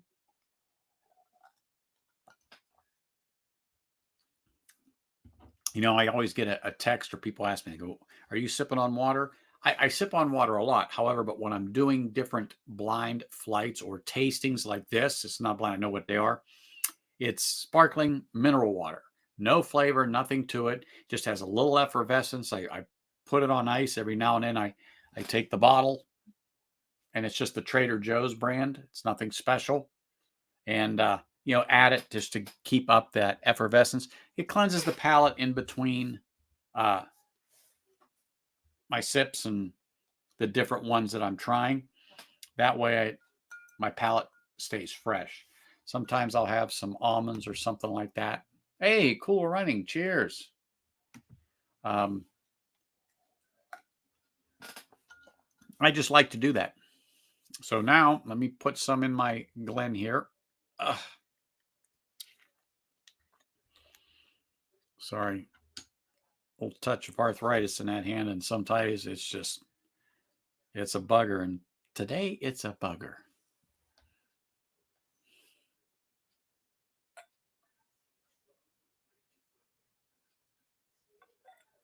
All right. This is the Highland Park Scotch in the City. It's in my glass right now. Let me put the Glen on there. Everyone sees me giving a little bit of a nice little stir in there, get everything going. I'm going to set it back down here for a minute. Oh, look at them legs running off that thing. Holy smokes. Running almost as fast as Mike Stahl does at the bar when they yell last call. Kidding, Mike. You don't run anywhere.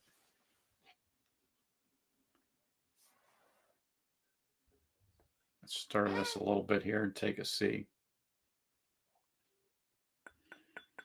Let's just give this thing a little bit of a whirl here. Yeah, nice legs on it so far. Oh my goodness. Oh my goodness.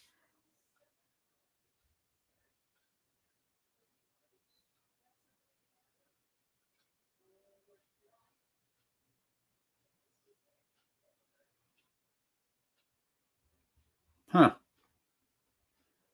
Interesting. But I just use the sparkling mineral water and go from there. This was an interesting nosing on that first one. I'm not going to say anything yet because I want to reacclimate. And so everybody ever heard if you reset your olfactory there by tucking your elbow up to the nose because you're used to smelling your own self, kind of reset stuff. I got something off that. I'm like, holy smokes, really good. Oh, sorry to hear that. Cool Running. Well, I know those are a pain. My wife gets them from time to time. You know, I'm going to knock on wood. I'm lucky. Now, let me go back to this thing because, wow, that was a little bit of something I wasn't expecting.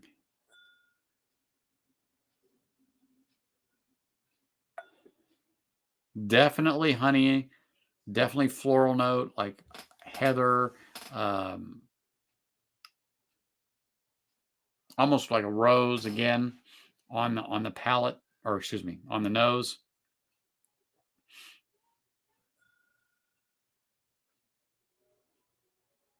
Wow, that just smells exceptional.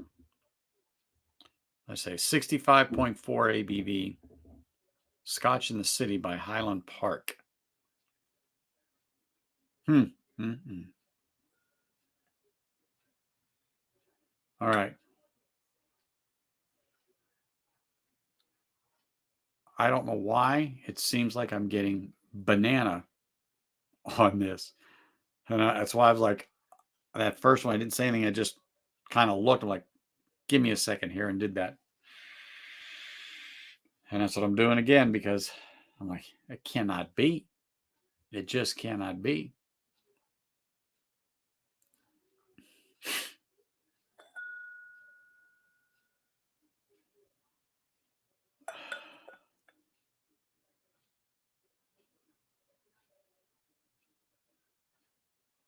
Wow. So definitely floral strong with honey. So the heather, the honey, the fruit on here, sweet bread note of the malt. Wow. Really nice nose. Really nice nose.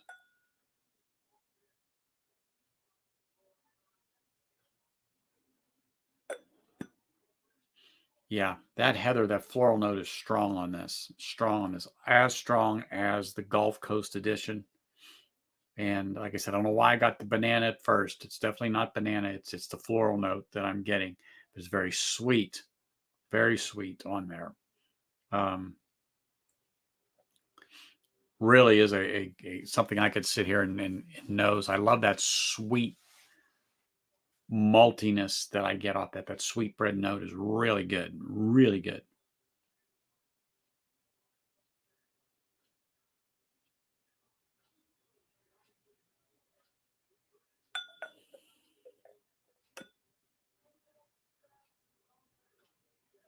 Huh. Kind of a strange note. Let me just say this. A strange note. When I say that, is almost like a dark black licorice or anise. I got on that.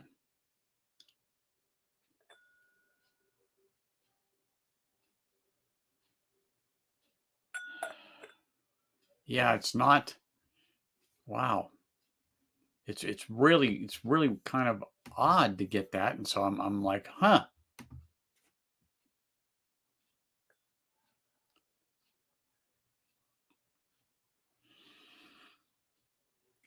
Sorry, I have to give it a minute here because it's just not something that I was expecting to. I don't think that it's supposed to be there. So.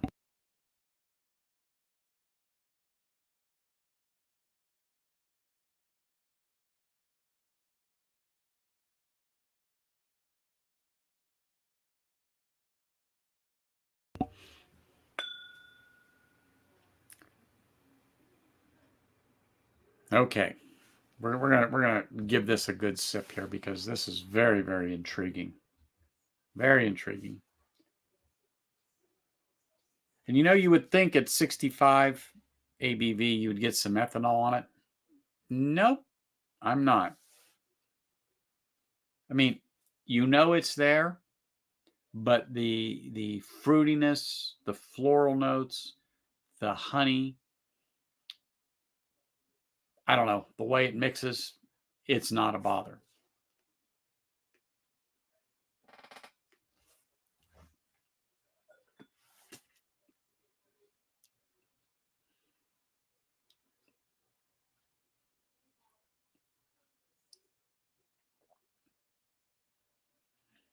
Wow.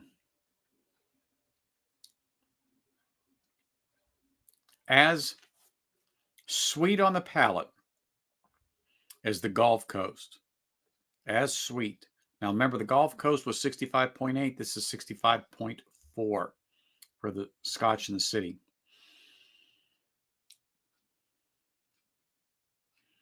Wow. The creaminess on the palate. The smoke is really amazing.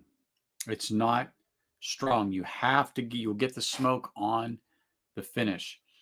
So when you're exhaling through your nose slowly and getting that is when you're going to get the smoke or the peat on there with the creaminess of this expression. It's really good. And I'm waiting for that next sip because I really want this kind of wave to flatten out a little bit before I go in again. I'm not going to clear the palate because I want to keep that. Wow. That's pretty darn good. Let me get another sip here. But when I pulled that off and got that smell was just, it makes you go. I mean, it sets you back because it's really great nosing, really great nosing.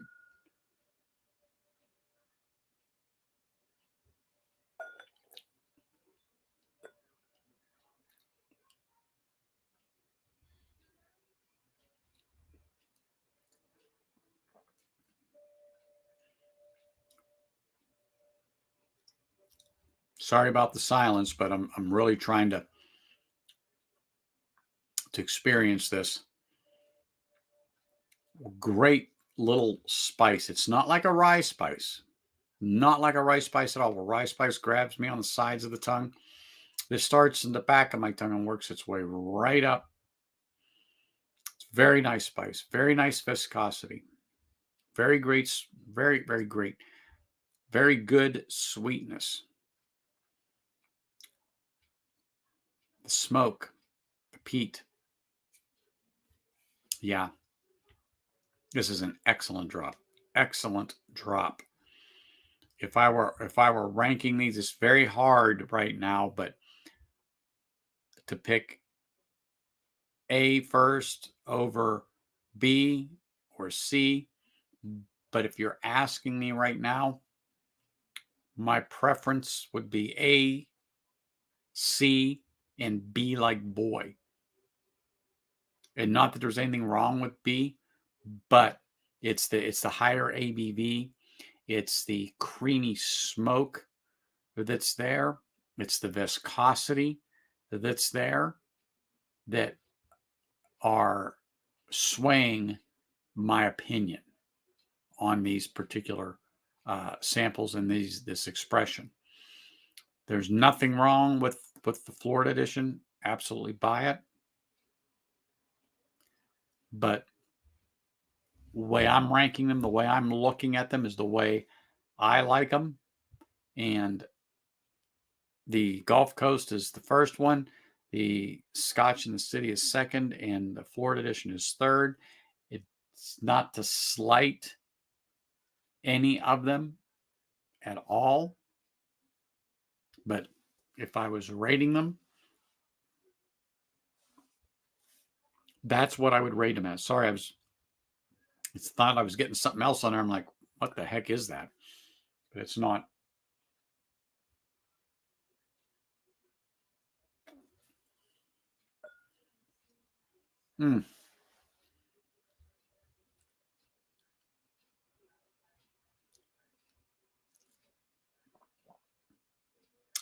Well, it's really good. Really, really good. Another exceptional pour, Greg. Another exceptional pour, Greg. Wonderful. And if you're still here, Greg, James had a question. Wow, that's really good. And this one also, the higher in the, let me see if it'll focus. Get off of me. Okay, you can see the legs, but just I'm going to bring it into focus. Can we get it? Let's see. Let's see. Okay, right in there. Those are the beads. It's very hard to see, but I'm looking at them. But anyway, there's little beads on there that are going around that are, you can almost see them. Sorry, it's the way the light is, but then the legs are coming off of them. Very good viscosity. Very good viscosity on that. A nice finish. Nice long finish. Nice smokiness, but definitely not like any other peat. It's not heavily peated by far. It's a suggestion, a hint, a wisp, however you want to call it. Unless you look for it, know what you're looking for, I don't believe a person would find it. I'm getting it now, but really good. Really good.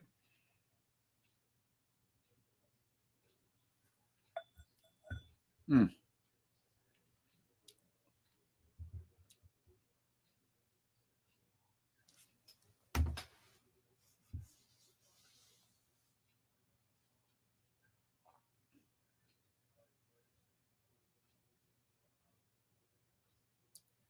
Okay. That's what I thought you had told me these were, Greg. I just didn't want to spout something off that I wasn't sure of. And speaking somebody that I'm sure of, let me bring him on because, you know, he commands a presence. There he is. Mr. Stahl himself. Happy National Whiskey Day. Heck yeah. I just don't feel like a hot. Or excuse me, Scotch Day, Scotch whiskey. National Scotch Day. That's right. What's up, Anthony? So I'm drinking. Hold on. Oh, Bunnahabhain? Yep. Was that the 12? Was that the 12? Yeah. Yep. Okay. Classic. It is a classic. Let me make sure. It is good, isn't it?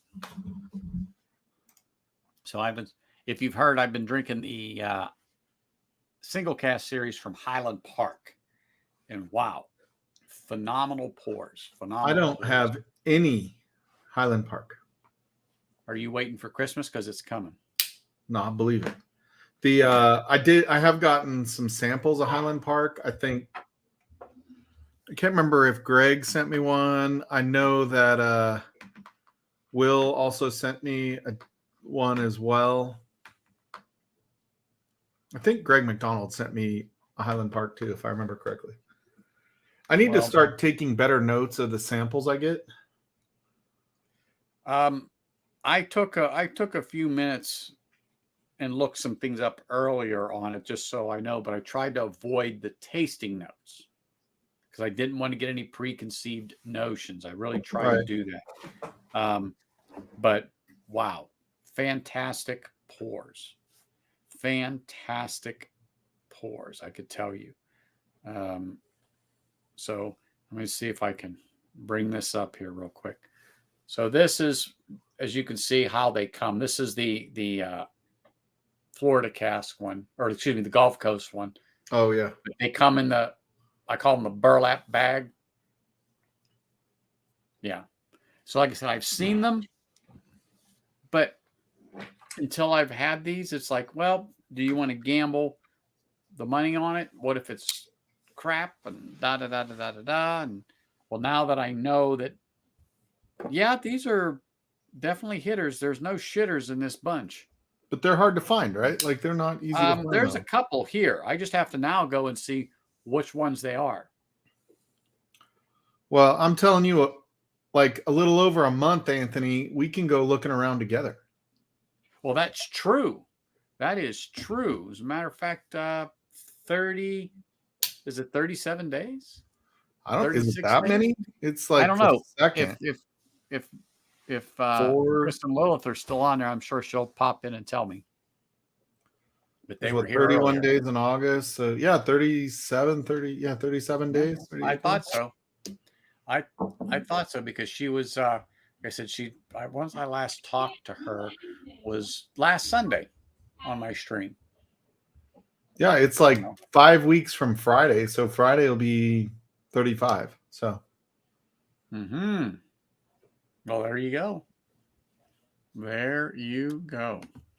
But so yeah, did you see Ken this morning? I saw him for a little bit. Yeah, I was down in Denver for most of it. He went pretty late. Yeah, he did a little over 8 hours, almost 9 hours.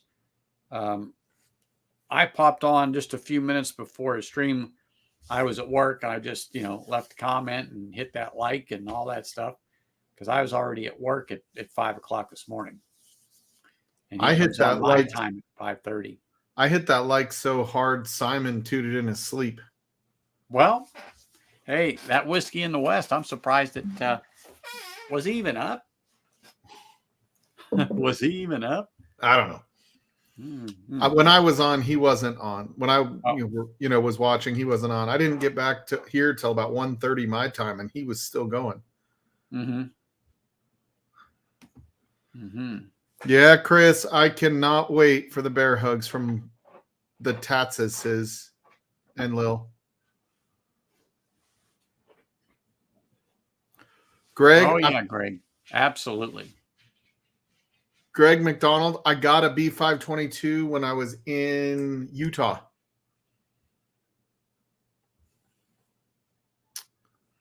We actually have a video we're releasing that talks about the B522, just so you know. Yes. I actually have it in the editor in the background. Mm-hmm. Man, I like the Bunnahabhain. Dude, this Bunnahabhain 12 is just... Talk about something that you could easily drink on a summer day. Well, that's what I was saying earlier. I have a couple of 12-year-old that I just grabbed. The Glenfiddich 12 has been one of my favorites for a long, long time, years. And it's one that I can just grab, pour, sit down. It's always good. I made pop one with you. I got this. I can't remember where I got this. It Walmart? Was one that, you know what this was? This was a Flaviar. When you're a Flaviar member, and they give you like a free bottle every quarter or whatever it is. This was like the best of what they had in that. Mm-hmm. Probably the worst single membership thing you could ever piss money away on. Really? I don't know. Maybe not. I'm sure there's worse ones. I rather enjoyed the Knife of the Month clubs, though. They were always pretty good. There you go. You got some good ones, didn't you? That's right. Yep. Yeah, there will be she's going to be motorboating Lil's belly button. Uh-huh. There will be a video then. Mm-hmm.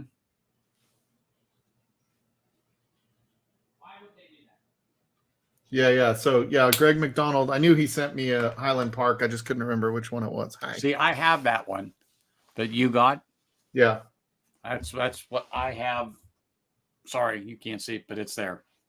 Anyway, that is that Glenlivet or Glenfiddich you got? Glenlivet. This is the Glenlivet 12. Yeah. So I saw this, and this was like right after Curiosity Public went through their top 12 years or whatever it was. Mm-hmm. And Glenlivet, I think, was the one that won their top 12 year in their blind. It is not a bad 12-year-old for base expression, my opinion. Yeah. I've had a pour or two of it. I did not think it was bad. It's not going to wow your socks off, but it's something that you will go back to when you just want something simple and easy. And I hate to use that term, but just it's one of those that's just a good expression. Somebody comes over, it's a decent scotch.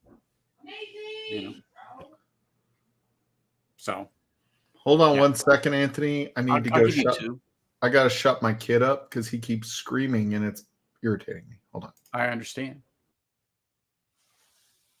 Mm-hmm. When you have kids, that happens.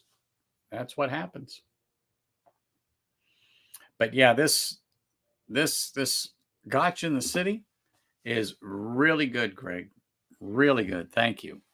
I'm so glad I've got to sample this, and I've got a little more that I can actually just one evening after work, just do a pour of one, finish the rest of it off, and just can sit there and go through it, see what's what here after a little bit. But really, Thank you. Really great pours.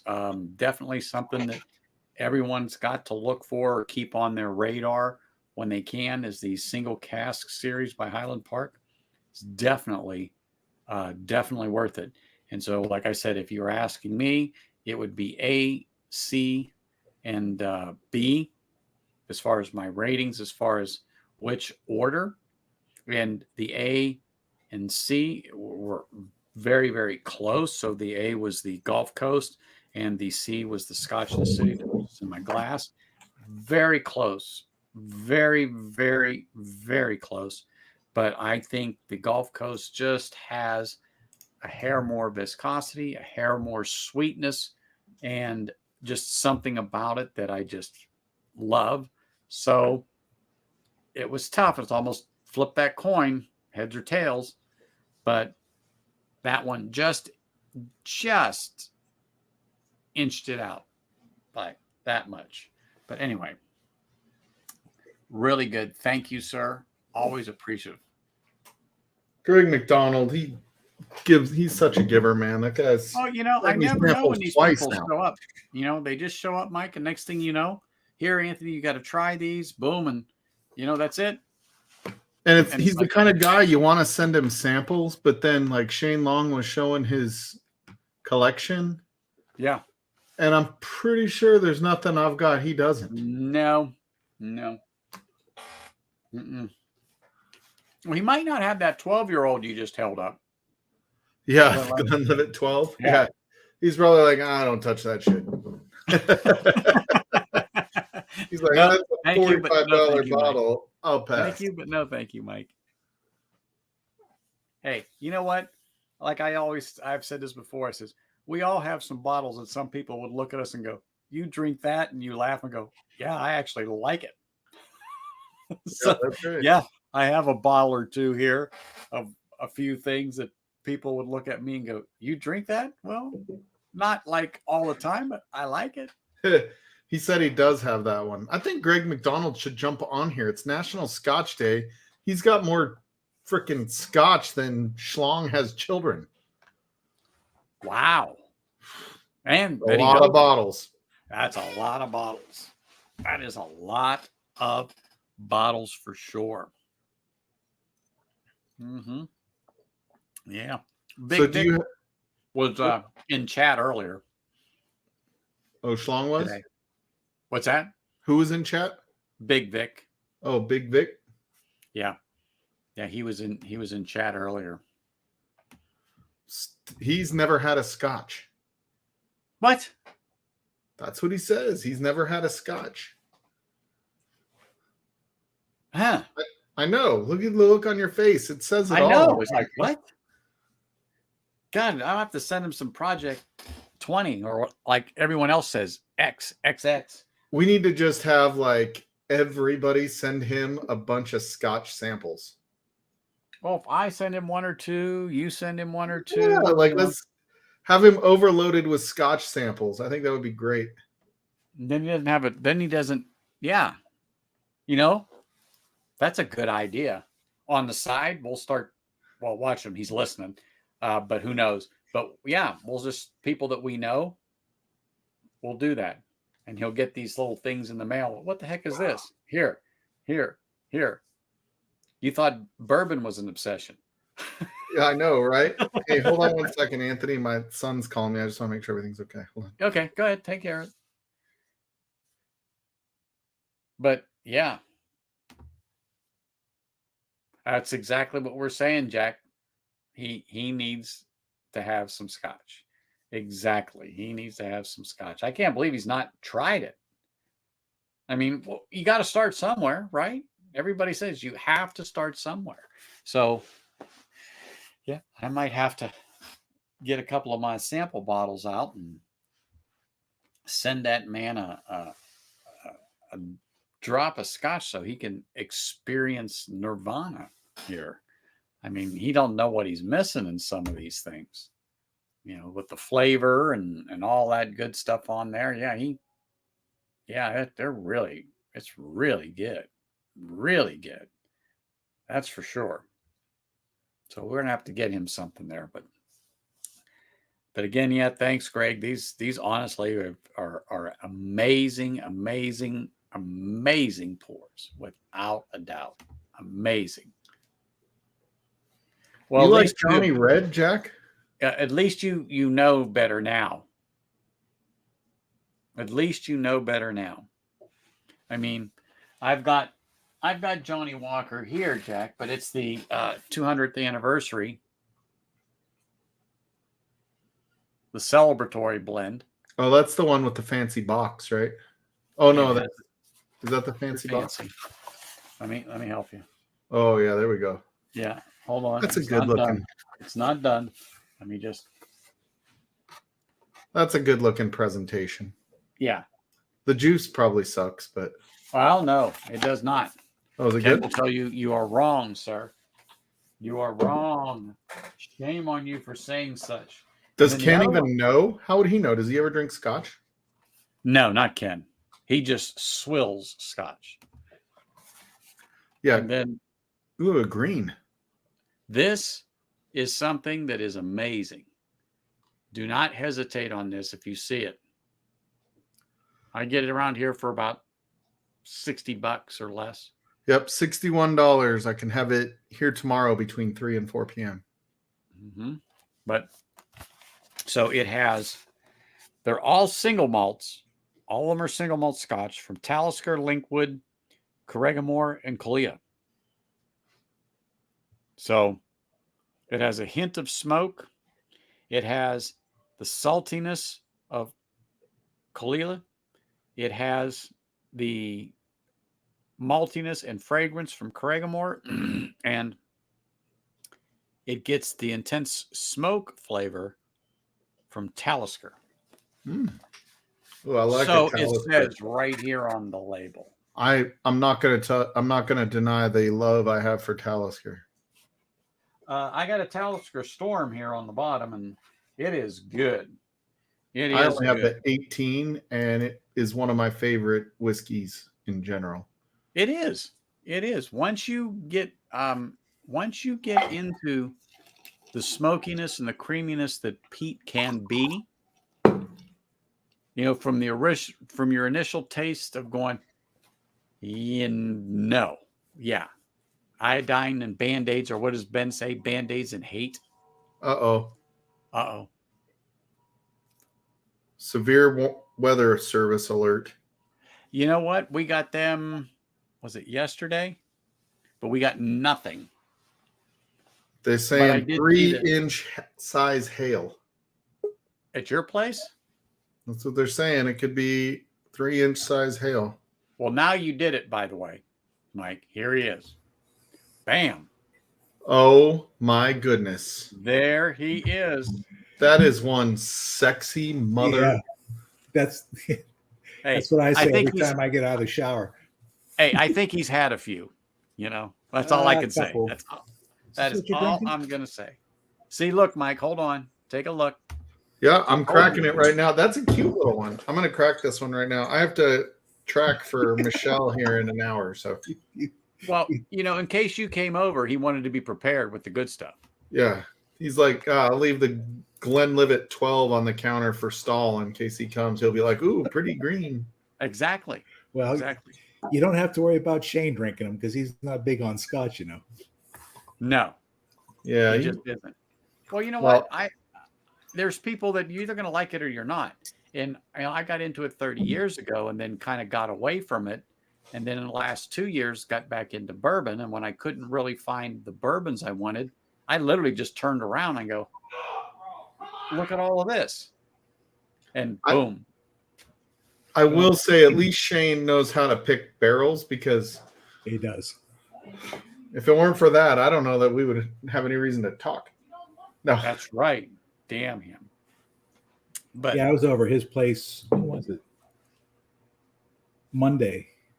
And he's got another one. It's I shouldn't say anything because I don't want to say anything, but yeah, I'll just agree with you. He knows how to pick barrels. Dude, yep. I'm telling you that freaking, like the last 2 barrels he picked. So I wasn't hot on the port night when I first cracked it. I was like, oh, it's drying. And man, that thing opened up And dude, it might be my favorite port finished barrel right now. Yeah. Really? Yeah, the port night. It's a Starlight pick that he did, and port finished. Man, that thing got a little bit of air, and it's just clean, and kind of that drying flavor went away. I'm like, whew. Sometimes a lot of these bottles just need, to drink, at least 2 glasses out of it or 3, get it down below that shoulder and just let it sit there. Just let it sit there. Dragon Bones is my favorite one so far, I think. Did you get one of those? Yeah.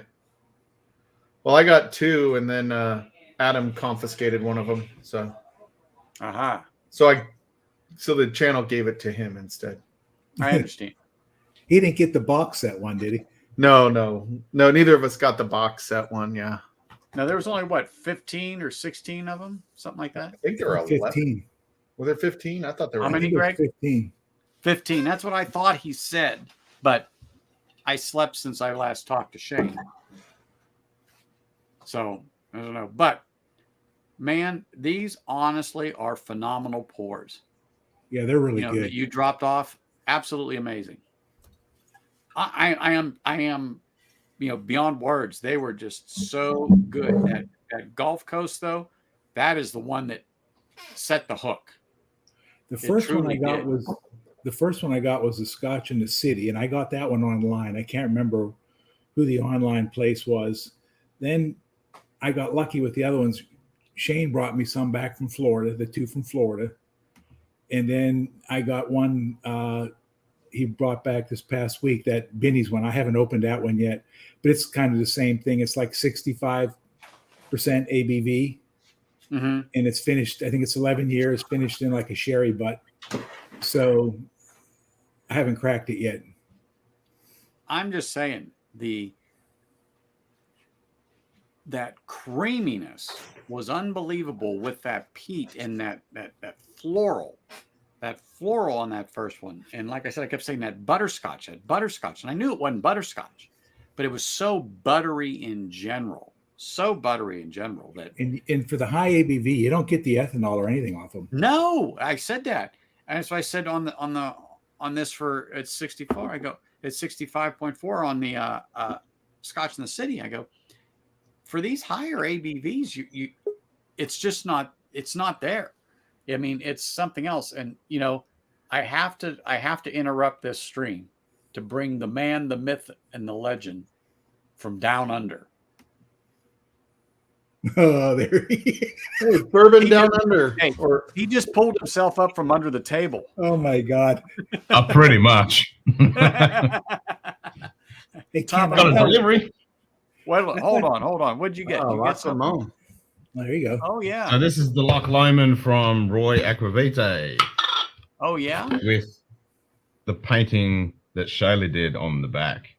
Wow. So this cost me like $300 to get from the UK. So there's the painting from Shayla. How awesome is that? That is. And that's Shayla, right? Yep, Whiskey Central. Mm-hmm. And there's the barfly and Roy's logo. How awesome is that? Only 250 of these in existence, and I got this all the way from the UK. Plus, Glen Scotia Glencairn. Hell wow. Yeah. You just bought that bottle because you wanted that Glencairn. I know. It's not the long stem. Exactly. Can you drink out of that? It's not the long stem. I'll have to reduce my quality. Yeah. Figure it out. We'll figure it out. Yeah. I'll figure it out. Yeah. Don't you worry. Hey, just morning, James. Hold one little pinky out when you're morning. drinking. Yeah, it's 10. I've had 5 hours sleep. I'm good. 8 hours of drinking. Oh yeah, you're still drunk, Ken. I'll tell you what. I am. I'll tell you what. After I left Ken's stream, I took a nap. I had to. I think Donald did the same thing because everything I was on here for a little bit. Everything I was drinking was like cask strength. Was that Ben Rennis? I did get a Highland Park. I can't remember which one of those ones that Anthony was drinking. I had one of those. Highland Park? You can't remember, but it was one of them. That's right. Yeah, well, Yeah, then Jim Morris, I'm pretty sure went to bed before dinner. That's what I typed in Ken's stream. Oh before yeah, I had the Yeah, barrel. I think Jim was out. He's like knocking bottles off his table, and I was gonna say, this morning at around 5 a.m., I thought I heard his horn going on his truck as he went by. Burnt, burnt. That's right. God, 5 a.m. Oof. Yeah, I typed that in there for you, Ken, because I was like, I can't make the stream, but I got to tell him why. I was already at work at 5 a.m. I mean, I was up at 3 a.m. Yeah. Out of the house. I read that. I'm like, what's that work at 5 I know. a.m.? Well, I heard you say that. I was standing out front, and I was kind of glancing at the stream, and I was like, I got to get to work. I got to get to work. I mean, I was there, but I was like, I got to get to work. it's completely different things go through Ken's mind versus your mind when you hear 5:30 in the morning. Anthony. Oh yeah. Ken's thinking, bedtime. Yeah, it's bedtime. Bedtime, exactly. Holy smokes. That is true. That is true. It is. That is very true. Mm-hmm. If you want to make Schlong mad, put my parafilm on your bottles. Oh yeah. Yeah, that was Somebody Is else that said what they that didn't- was? That's what that was on these, wasn't it? Yeah, I wrapped them up. I put parafilm on them and then something else and something else. I just didn't want them to leak. nice, I give- JC. Nice. I'm gonna give this one a shot. Hold on. What is I want that? to kill Blair? that. Never even heard of about Blair. Bell Blair. Yeah, Bell Blair's good. Oh, Ken's heard of it apparently. That's He's It's my a go-to. Scotch. Yeah, come on. That's right. You When should I just was- start a Scotch channel, Ken. Oh, Maybe I should do that, eh? Yeah, Since never I have mind. a few bottles. yeah. Never mind. Like scotchchannel.com. Yeah, right. Oh, you should do that. ScotchChannel.com. Maybe I'll call it whiskeychannel.com because I do drink other stuff. Yeah, Well, that's true. I do too. I'll just drink bourbon. and I then tell people I'm an equal opportunity drinker. Oh, where'd you get that? Did you get that from Chris? No, I got that locally. Oh, you got. Oh, that's right. 91 proof. Now, is that the Japanese? That's the Japanese one, and That's it's what I thought, because fucking that's good. what I'm it looked gonna like get. the bottle. I'm But gonna I get didn't know if more. yours was purple I'm too. getting more. Dude, wild turkey is Yep. pretty delicious. That's like the This is super good. Russell's 13. I wonder how that compares to the Russell's 13. Well, I'm gonna do a blind because Chris is gonna send me some of the father and son. So I'm gonna do a blind with the Russell's 10, the Russell 10 single barrel, the private select, 101 Eagle Red Reed. That I'm gonna do a whole blind flight. Well, I know he's got all that because he was on my stream on Sunday. Well, I've got all them, but he's got the father and son. That's the only one I don't have. I've got all the others. Yeah. Because he had a box and he was pulling them out because he just got his shipment. Yeah. Yep. Yeah, he's got the father and son because that's only 88 proof or something like that, whereas that one's 91. Yeah, I was 86. surprised. I go 88, and he goes, Something "Yeah, like that, yeah. yeah." I just didn't think it would be that low. I thought it'd be in the 90s at least. But Yeah. anyway, hey, yeah. fresh farm vegetables that way. Dude, Get your vegetables out there. so it could be greater than golf ball size hail here soon. Really? Nice. My neighbor's like got a work truck. He's pulling it halfway into the garage just so it doesn't get smashed. I may have to go do that with my truck. I don't want my hood getting. Put the vehicle in you want to keep in the garage, and then the one you don't care about, put it outside. They give you the check, and you just don't That's get it right. fixed. You keep the check. That's how that works. Yeah. Turn it they, into a golf ball car. Yeah. My wife doesn't drive. I only have one car. Well, there you go. There Why you go. should she? She Drive has into you the to front drive of the around, house. Mike. Man, it's looking pretty sketchy outside, though. I'm not gonna lie. Give I us, was- give us photos. I love a good storm. Give us photos and stuff. I want to see a gnarly storm. Yeah, we'll see. The clouds are pretty dark right now.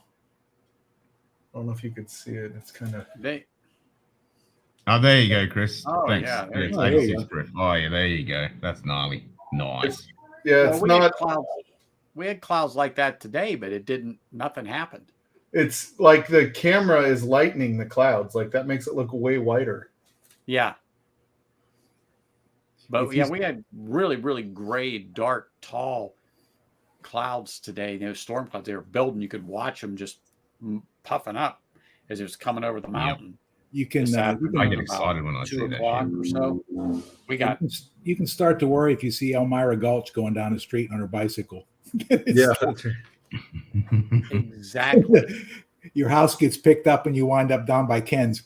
I'm gonna do it. Dude, the humidity our humidity is the lowest in the country. So we're like normally we run around 18% humidity here. And kind of like Vegas on half the year when it's not monsoon season. So now it says it's 35 degrees Celsius and rain is on the way. Where you're at? Yeah. And it's coming from like your neck of the woods down. Yeah, that doesn't happen that often. No. But the weather radar just popped up on my ticker on the bottom and it said, hey, rain is coming. And just a coincidence that you mentioned about your alert. And I'm like, oh, this is on mine. So I just looked and it shows it just starting to come down just on the edges of Vegas. But it doesn't mean anything happens. Hey, Mike, here's a choice for you. You have to leave your house. What do you grab? Your 5 favorite bottles or your 5 favorite handguns out of your safe? You can only grab one set. I can't defend myself with whiskey. Can I grab bottle? Can I just get one gun and the rest whiskey? That's all I need. Yeah. I don't have any guns left anyway. How much ammo are you allowed to have? That's right. They all went to the bottom of the lake, didn't they? Yeah, they all fell into the lake. I don't have any guns left. Yeah. It's a shame. So I'm looking at the radar. They're saying that it's like red. Is that bad right over me? I think purple's good. It's not good. It's like there's one little dot of red, and it's like right over me. Well, that's your luck, isn't it? I'm looking for tornadoes, man. Like there could be freaking. I was going to say, as long as you don't have a Hawk Echo, you're all good. Yeah. If you see Dorothy and Toto in a bike and they go past your window, be worried. So my county has had the most tornadoes in the country in the last 30 years. Really? Yeah. Damn. Wow. It's kind of crazy. I mean, I don't know that recently it's the case, but I think, there was, a 10-year span there, like 15 years ago where it was bad. We actually had a tornado go through our town like 20 years ago. Ripped roofs off. Like you drove past houses and like the corner of the house was gone and you saw the dining room and it was like in perfect condition. Like it was a dollhouse or something. And somebody just like peeled the corner off of the house. It was crazy. Isn't it? Thunder. Yeah. I hear thunder. Yeah, I have spud guns. Ooh, we're going to have to go shooting when we're in Vegas. Oh, we don't have any place here for that. No, don't tell me. Very, very democratic state. So I'll be honest, this Glenlivet 12, not bad, huh? I don't love it. No? Nah. You had better? Yeah. I'd rather have the Boonhaven 12. Yeah. Now you're talking. It's a reasonably priced expression. You want to get a. Now he's got the peated Nadura. God damn it. Ooh, Nadura. One is. Ooh, hello. Yeah. There it is. 61.5 ABV. The 2015 bottling. I just happened to be at the right place at the wrong time. I mean, they go out of the way to hide this bottle. Which is that one? Oh, is that the... Yeah, Glenlivet. Glenlivet used to wrap their stuff, even Even that 12 and stuff, they used to wrap it in the paper, which was awesome. A lot of them used to wrap them up back in the day. Go back 30 years ago. Yeah. Hey, come And I used to say, why you put this on there when you got them in a box? You have 2 minutes. You know, it's like, it doesn't make sense. But, well, at least most scotches come in a box. I mean, there's hardly any bourbons that do that anymore. No. You know, if you think about it. I mean, they've given up totally on the packaging. It's just you get the bottle and that's it. Unless you get like a Booker's or Taylor. Taylor's in the tubes. Yeah. Maybe like some of the Angel Envy cask stuff, strength stuff. Mm-hmm. That's true. You just made me look. I go, yeah, you're right. I'm looking at my stuff here. My one old elk came. Well, the old elks came in a box, and as a matter of fact, I just took one out because I didn't have room. But that was the old elk. Well, that came in that one. Yeah, there's no wild turkeys that I'm trying to think that I know of that come in a box. Ken's. We get the Russell's Reserve Private Select in a box. Yeah, I say Ken's does, but we don't get anything. No, I don't even think. Well, our Fathers and Son, does it come in a box? I don't know. I don't have one of those. I don't have one either. I've never seen one. Comes in a purple box, I think. It's something like that, Ken. It's something like that. I know it's a darker box. Well, when they couldn't sell anything, when nobody wanted bourbon, isn't like Australia kind of kept them around, Ken? Yep. Australia kept turkey afloat. Yep. Mm-hmm. We were drinking that like fish. I just got to say, them Aussies, boy, they were like, yeah, we'll drink it. Send it here. How much? Yeah, we'll definitely drink it. Yeah. How much you want? Yes. All of it. Yeah. How much you want? All of it. Mm-hmm. Just keep it coming. Let's see. I so much want to go back into the ones that I got from you, Greg, but I want to save them for another night when I can just sit down. Well, Chris. There's one other one that I have, and then I've got a couple other. I know you like the higher ABV stuff. Next time I send you a sample, I'll send you some of the other stuff that I got. I did that one on Ken's stream today. That one from Binny's that Ben Rennis was an 11-year. Like I took a picture of it. What was it? Yeah, there it is. Ben Rennis, 11-year, a pick, single cask, 59.3 ABV, finished in a first fill bourbon barrel. Uh-huh. That's pretty good. Oh yeah, he's got the 1 liter bottles. That's right. Well, some of them are 1 liter. What else? You also get like the 500 milliliters. You'll see if you look on the UK sites. I've seen like the 700s, the 1 liter, and then they'll sell some of them will be in like a 500 milliliter bottle. Yeah. Yep, I think that Valanche I'm getting is supposed to be that Bruichladdich Valanche 61 or something. Mm-hmm. Well, maybe a little. Let's see. You got the weather under control, Mike? So Zach Pettit just texted me. Yeah. The radar picture. So we are, I don't know how well you can see this. Oh, we're going to see it pretty good. Hold on. So that is my town. Yep. That's what's coming. Uh-huh. Which way is it moving? Oh, it's coming down. Is it? Okay. You got no hook echo, so you're all good. Yeah, it's moving south. I just pulled my truck like halfway in the garage till it hit my table saw, so at least the hood will be okay. That's all you need. Hmm. Well, yours is a steel truck, not aluminum. No, I have the 2018 F-150. It's mostly aluminum. Yeah, I was just gonna say nope. You got the aluminum. I thought yours was like mine was like a 14 or 15. Yeah, no, it's all right. So, what are you opening up there, Mike? I'm gonna open up Are these the ones from you that I still have here? Are these your? Did you send me these, Greg? I don't think that looks like my handwriting. Okay, these might be from Will Davilar. Can you see what they even say? So there's a Talisker DE 19. I think Paul was drinking that earlier today. Who would send the Blendageddon one? I'm not sure who sent that one. Okay. So I have the Talisker DE or the Springbank SC. Wow. No. Scotch Day. Go for the Springbank. I was just going to say, do the Springbank. Yep. Hit the Springbank, then go to Talisker for those edition. As a matter of fact, I'm going to get my Talisker Storm. I'm going to have.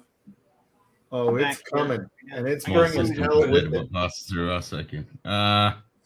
It just started to start sprinkling when we went out there. Storms. Here we Now go. it's looking super dark out there. Look at that crap. That's what I'll have. It's amazing how the camera makes everything brighter and lighter. Like that ain't a blue. Isn't that sky. wonderful? Them Sony cameras are really good, aren't they, Mike? No, this is my webcam. That blue that you're seeing is actually like black when I look out the. It's because your white balance like is all black? messed up. Oh no, it's a Logitech, whatever webcam on this computer. Yeah. Oh, that's right. You moved everything downstairs. Yeah. Oh yeah, this Talisker Storm definitely smells like peat. Definitely. I like that Storm.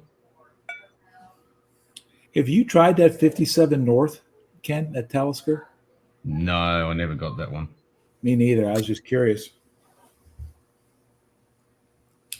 I think it's a little bit higher ABV. That reminded me of Wayne's World, the way you said that, Greg. Do you ever think when Bugs Bunny dresses up as Mrs. Bunny, she's kind of cute? Say Me either. Just asking. Yeah. Where are you White going? balance is set by Mike, not you, Ken. Yeah. Where are you going with this, Mike? Sometimes, Greg, it's just better off not to know. Just You're like, have you ever tried that, Ken? No, me either. Just asking. We're both just disappointed because we haven't tried it. Yeah. Why are you throwing up?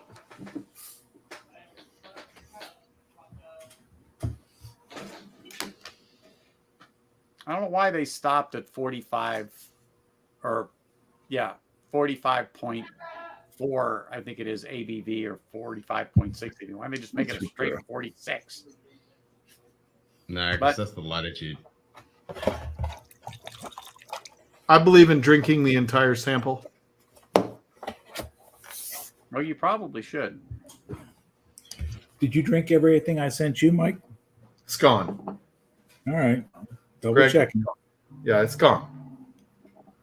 It didn't have a chance, Greg. What time are you going to Women of Whiskey? I have to track for them at 9. Assuming we don't lose power. Ooh.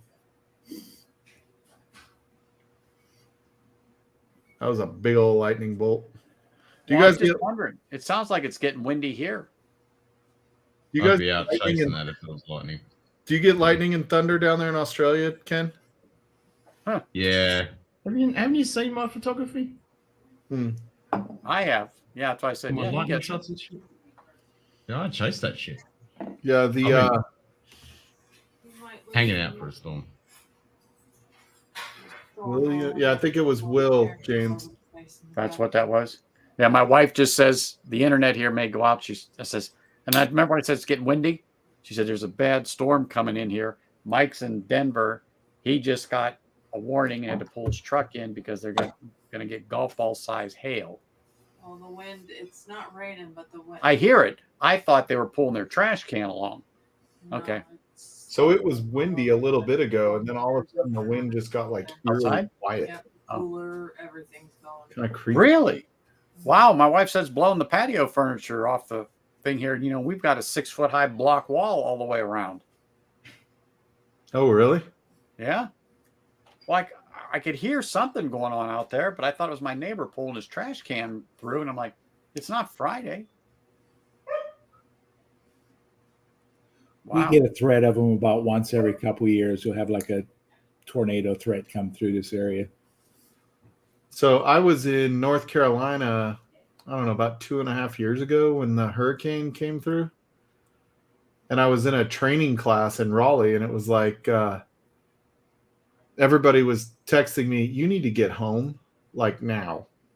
Like, I don't care if the class is over. You don't want to be stuck in a hotel when a hurricane is going on or just went through. Like, nothing worse than a summer hurricane, hot, no power in a freaking hotel room where you can't open the goddamn windows. You just like suffer in stagnant air with whiskey. Second part is good. Being in a flood ain't no treat either. I'm from Pennsylvania like Anthony was, and it was like 45 years ago when they had the last Johnstown flood. We got like 12 inches of rain in 4 hours. Oh, yeah. Well, the one was it Allentown back in the day? There's some buildings that still got the watermark all over it. Yeah. I mean, and it's like 2 stories up. It took them like the whole summer to clean everything up, and the town just smelled like mildew mud for the whole summer, you know? Ew, sounds attractive. Yeah, it isn't. That's why we live in the desert. I live in the desert too. Yeah. Mm-hmm. I mean, the desert's relative. I think neither of us live in the desert like Ken lives in the desert. Good well, God. yeah, I was going to say 90% of Australia is desert. Yeah. And Ken lives in part of it. That's why they call it the Outback. Anthony lives about 5 hours from the hottest place on earth, though. Oh, I'm closer to Death Valley than that. Oh, are you? Yeah, I know. Oh, yeah. I mean, from here, we could probably be in Death Valley in about an hour and a half. Doesn't surprise me. It's freaking Vegas. It's Death Valley with lights. Yeah. I'll tell you that you go to Death Valley in the freaking wintertime and the flowers are incredible. Huh. Oh, God. This goes back 15 years or more, but we had a really good rain in about April. And the yellow, they're not poppies, but the yellow flowers just came and through the desert. And it was like, that's all you saw were these yellow flowers as far as you could see through the desert and the mountains. And I had 2 golden retrievers at that time, and they were out into there, and I snapped some pictures. I'm going to have to find them. So I would say that was 05 or 07, somewhere in there. But anyway, and you don't see that, but it has to be certain time of the year, and it has to get that rain in order to germinate them seeds that are just been sitting there dormant. And boom, unbelievable. People were coming just to see it because you may never see that again. Eek. Well, and I think the reason it's so hot is not only where it's at, it's like, what, 300 feet below sea level? Death Valley? Yeah. Yeah. Because where I'm at here, I'm at about 1,200 feet above sea level, give or take. Give or take. Okay, so I only have 10 more minutes of the severe thunderstorm warning. I wish it was like showing me the way it was moving. But the thing about it for me is I haven't gotten a warning. Oh, National Weather Service, severe thunderstorm warning, flash flood warning, rain in the forecast for the next hour, stay dry. Huh. Wow. They're so bright, aren't Jesus. They? So it's here's the severe thunderstorm warning. Are you ready? Until 8:45, hazard tennis ball size hail and 60-mile-per-hour wind. Impact. Expect damage to roof, siding, and trees. People and animals outdoors will be injured. Yeah. Well, here it's saying tornado possible. Okay. Wow. And air quality alert. No. Yeah, that's because you got fucking tennis balls coming down. Yeah. I'm just saying that does damage the air too, probably, right? It does. All size hail. Fucking hell. Yeah, I don't. You get hit with a piece of hail the size of a tennis ball, you ain't. You're not going to like it. You ain't getting up. Yeah. So July 60. July 5th, well, 3 years ago, we got hail that was golf ball, but it doesn't it's not shaped like a golf ball when it comes down. It's shaped like a goddamn meteor, or like in the games when you throw fire out of your fist and it's got like that shit coming out the back. That's what it looked like. It was like, it's round on one end and then spiky on the other end from where it's freezing as it falls. Mm-hmm. It put holes in the grass. Oh yeah. Oh yeah. Oh yeah. Depending on how bad it gets, you might be getting a free roof.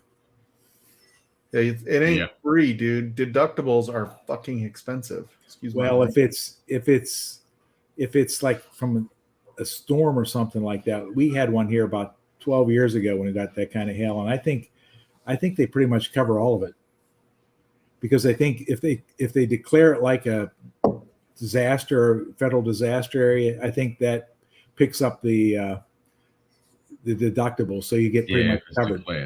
Oh, hopefully. I've never had to do that with my roof. So I have a buddy that owns a roofing company, but I still have to pay him for his cost and labor. Yeah, and I don't know, with the cost of oil being up, I don't even know what shingles are right now. I'll just put shake shingles. They don't burn or anything, right? No, only if they dry out, Mike. Yeah, once they dry out, I think they're safe. I mean, the best roof that's you what can Ken have had on his roof. Ken's like fixing everything. Hey, look, his house has a water feature now. That's like worth something, isn't it? And this strange hole in the ceiling with it looks like 2 leg holes. Not anymore. It was a skylight. That's right. That was 3 panels of gyprock. That was a massive skylight. Hey, Ken said, I think we need a little more light in this room. Let me see what I can do. I mean, I'm glad you're okay, but that had to look like something out of the Three Stooges. Ken coming through the ceiling, right between the I have floor to joists or the crosses or whatever you're on. When he told that story, and I heard it on Discord and stuff, and I'm just laughing because how did he miss the jewels and he come down? Oh, it was close. It was close. God. At first, like everybody would, you just kind of go, oh shit, it's starting. It is. I hear the rain anyway. Oh, okay. But I was like, well, if that hail call hits, I want to see that hail call. Yeah. Stand out there and let us know what it's like, Mike. And all of a sudden, I want to see that hail call. All of a sudden, tennis ball hail. All of a sudden, the wind is blowing too. Yeah. You ought to go out there, be like one of those reporters in the hurricane Mike, for us. Switch over to your phone, Mike, and go out in the middle. Give us a report. All right, I'll go see what I can do and see it. I'm not enjoying my scotch, but I'm going to be a storm chaser, but from the safety of my own home. But you could take your you stand out there with your phone and a scotch. Yeah, there you go. Yeah. I'm killing this freaking Springbank, man. That thing is. This is live wire whiskey reporting from the storm. That's right. I'm sipping on a Springbank single cast. Yeah. All right, I'll be right here. Take out the AR-15. You shoot those tennis balls.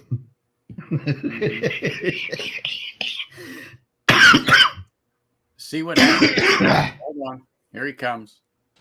Bam. Okay. Here comes our roving reporter with the weather.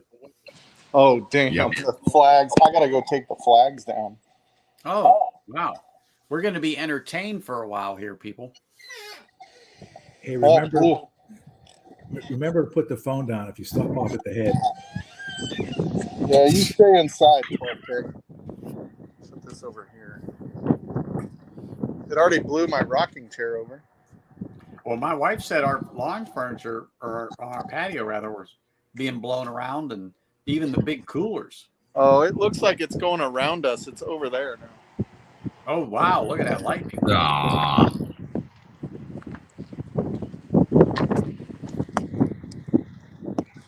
that's no fun. Yeah, that's. Here, I'll keep you pointed out there in case. Ooh, Jesus. Over there, it goes all the way around the house, though. Look at that over there. Oh, yeah. Look at that Yeah, lightning. keep it at that lightning. There you go. It's way over there. On your bike. Whoa. Keep watching right there. Hold on. Dude, I don't like Yeah, standing. there you go. That's gnarly. Exactly right, Slapshot. Awesome. Mike needs to remember that. I'm When the standing house right lands, under just the follow goddamn- the yellow brick road. I'm standing right under the damn flagpole. Get a 4K camera onto that so I can see it. Oh, look at that lightning over his right shoulder. Yeah, I keep looking at that. I feel like I'm in the movie Twister. Yeah. Put pictures of that kind of stuff up on your Instagram stuff, Ken. Yeah, I mean, what was the guy from Twister that died? What was his name?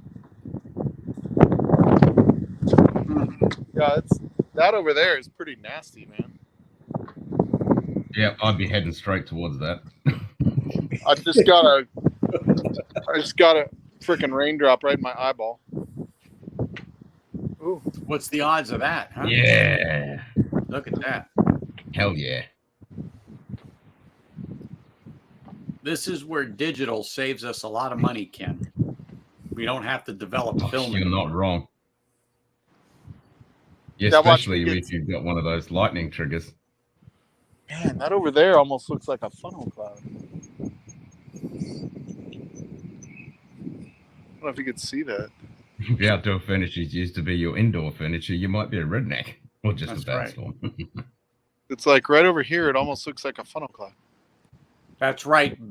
No, Bill Paxton. that's no He's the one that just died from. Bill Yep. Paxton. That was it. Yeah. Yep. He died last year, right? That's more Yep. an electrical storm. You haven't got a hawk echo on that radar you showed. You can actually see some of the sky. You might be a redneck. That was always a good one. Dude, that is just dark over there, though. Look at that shit. Oh yeah, look at that. That looks That's like where the right howl there. core is. Ooh. It's something that looks like the board would come out of, Ken. Again? I said the board might come out of that cloud. The Look Borg. at that sunset over there. The sun is setting over the mountains over there. It does that. No matter I don't know if you what. can see the like just that kind of pinkish right there. It's just barely Yeah. where the sunset. Man, it's crazy over here. Are you getting any Ooh. thunder? No, you don't hear any of the thunder right now. Oh, that's miles away. I don't like standing like not under the roof though. I'm not gonna lie. If you can't even hear the thunder, you're not going to get hit. Dude, we had a neighbor when I was a kid get struck out. Well, he almost got struck. It'll turn you into a super bee. The wind's coming from this direction.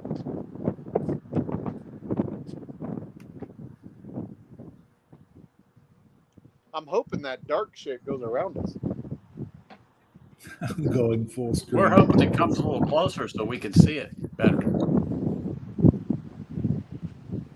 I need to here. I'll switch the camera.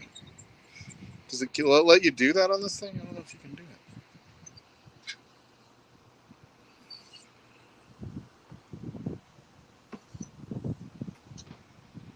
I don't know. All I see is me right now. It's not letting me turn it around. Oh, here we go. Oh, There you go. Oh yeah. no, that's not it. I don't know why I have Independent Joe on my away screen. We don't want to know why, but Yeah. that's okay, Mike. It's okay. Yeah. Nope. He'll figure it out. And he nuked himself. He's special. He'll be back. He's special. Mhm.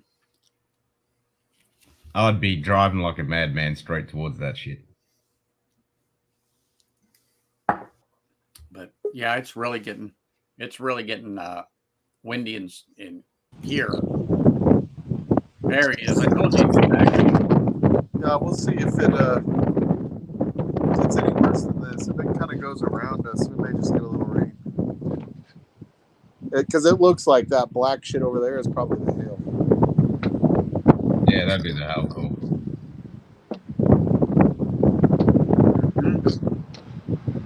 And we have the rest of this week, like Thursday and Friday, is supposed to be. Oh, that was big. Like We wouldn't know. You don't have it on there for us. yeah, Thursday and Friday Yeah. we're supposed to rain all day both days.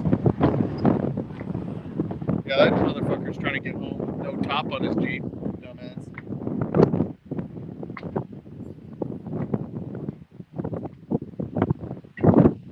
Did you ever do photography, Ken, on the old 50mm film, or just all digital? No, I've still got film cameras, yeah.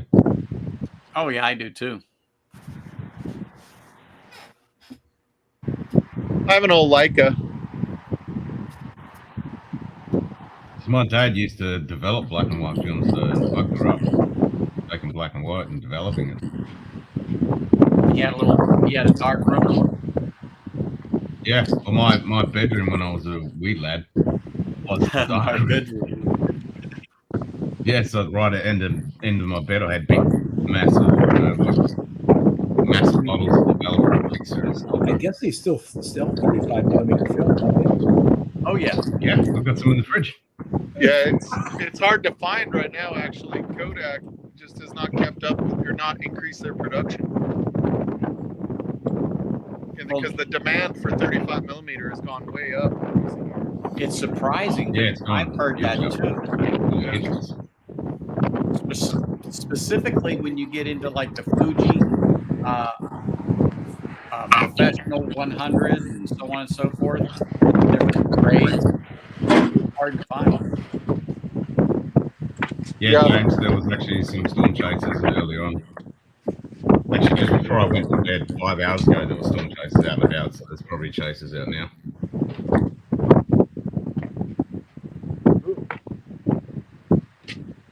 It's cool how you it doesn't look like there's shapes in that cloud, and then the lightning goes behind it, and like all of a sudden there is. That's what's so cool about it when you take a photo of it. It's messing your hair up there, right? Hold on, I gotta put this on. It's beating the shit out of itself. It is.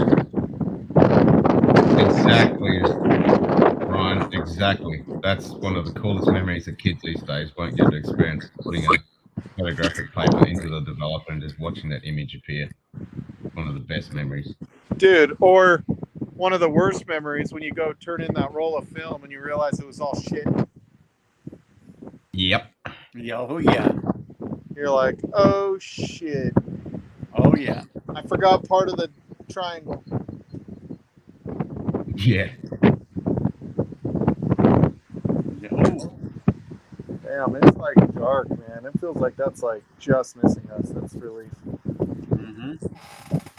Was it about 45 years ago? Remember, they used to have the ones you take the picture and a camera with the film would pop out, the little square in the envelope right in front of you. So You my still get dad, them now. There's still companies doing them? Polaroids now. Yeah. Oh, okay.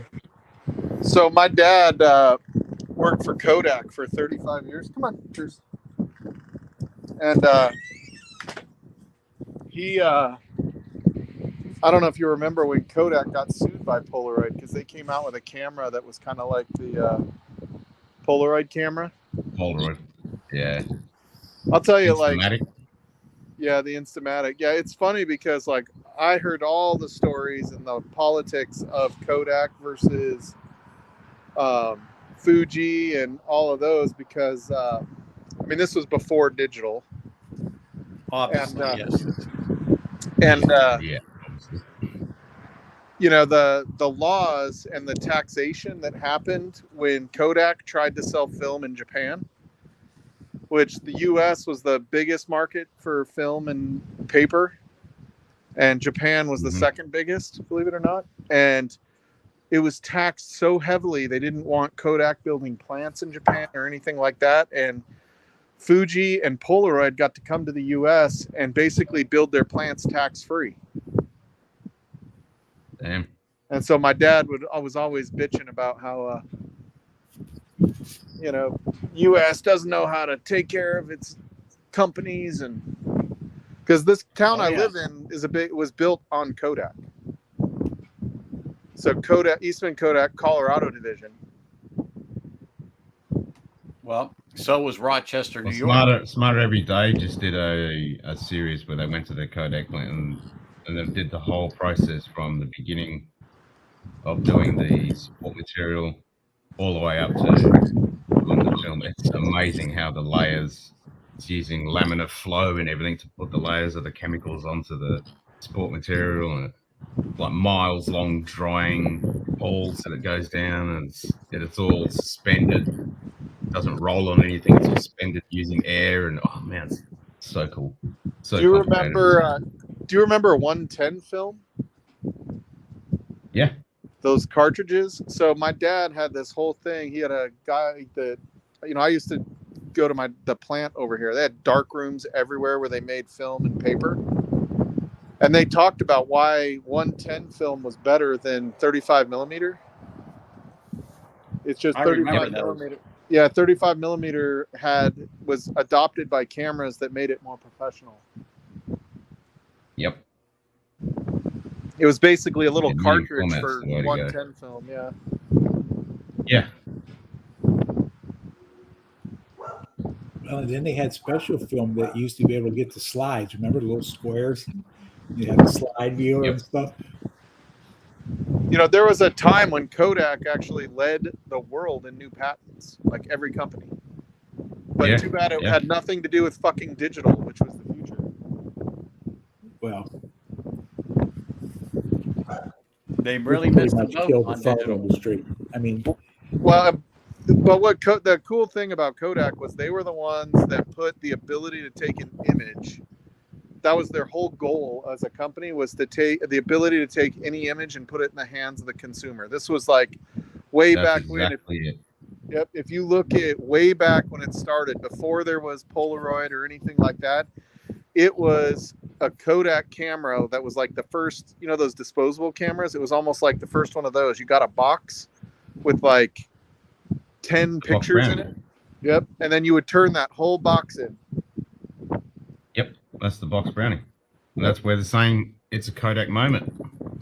That's right. Yep. Yep. Was it Kodak that had the little hut outside where you drop off the pictures and stuff or your film? Remember, it was like a little shack outside. Yeah, Fuji started to have those later on, but yeah, Kodak. I know Kodak was first. I mean, granted, Colorado and Western New York were all freaking Kodak. Like Walmart signed a deal with Fujifilm for their film, and the Walmart in Rochester almost went out of business. They had to make exceptions for Rochester Walmarts to sell Kodak film. Oh yeah, because the Kodak in Rochester Walmart still has the Kodak labs. Yeah, Kodak in Rochester had a bus system, had its own power plant. USB sticks. Yep. They only had like 4 or 5 buildings here in this little town. And it's mostly gone now. It's almost gone. They do a little bit of paper stuff. My dad used to have a watch, and you weren't allowed to wear watches at work because the glow-in-the-dark hands. The loom. Yep. Yep. The loom would, hit they would see it on the paper or the film when they were making it. Dark rooms are crazy. What are you drinking out there on the deck, Mike? I'm still drinking that Springbank. Yeah, I'm still drinking the Springbank. I'm gonna have to go in though. It looks like this is kind of passing us by. I don't know. Yeah, so I was the lightning show. I just gonna tell you, you've got about 6 minutes to get your hair done. I'm not gonna be on there. I'm only tracking for them. Yeah, right.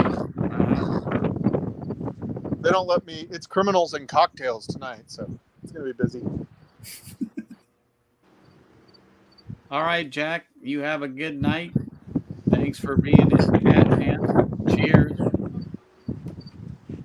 Cheers, Jack. Pretty cool. I don't know how well you can see the sky right there, but it's so cool how the sun going down over the mountains is kind of backlighting the sky on the other side of the clouds. Looks like the sky. You know what's funny is sometimes I look at the clouds here and I'm like, if you painted those clouds on a painting, it would look fake.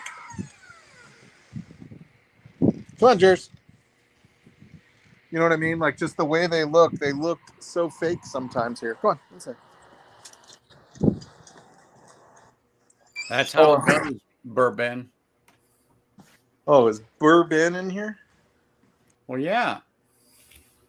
He heard that I was streaming. He had to come on, and he said, "Wait a minute, there's no hat."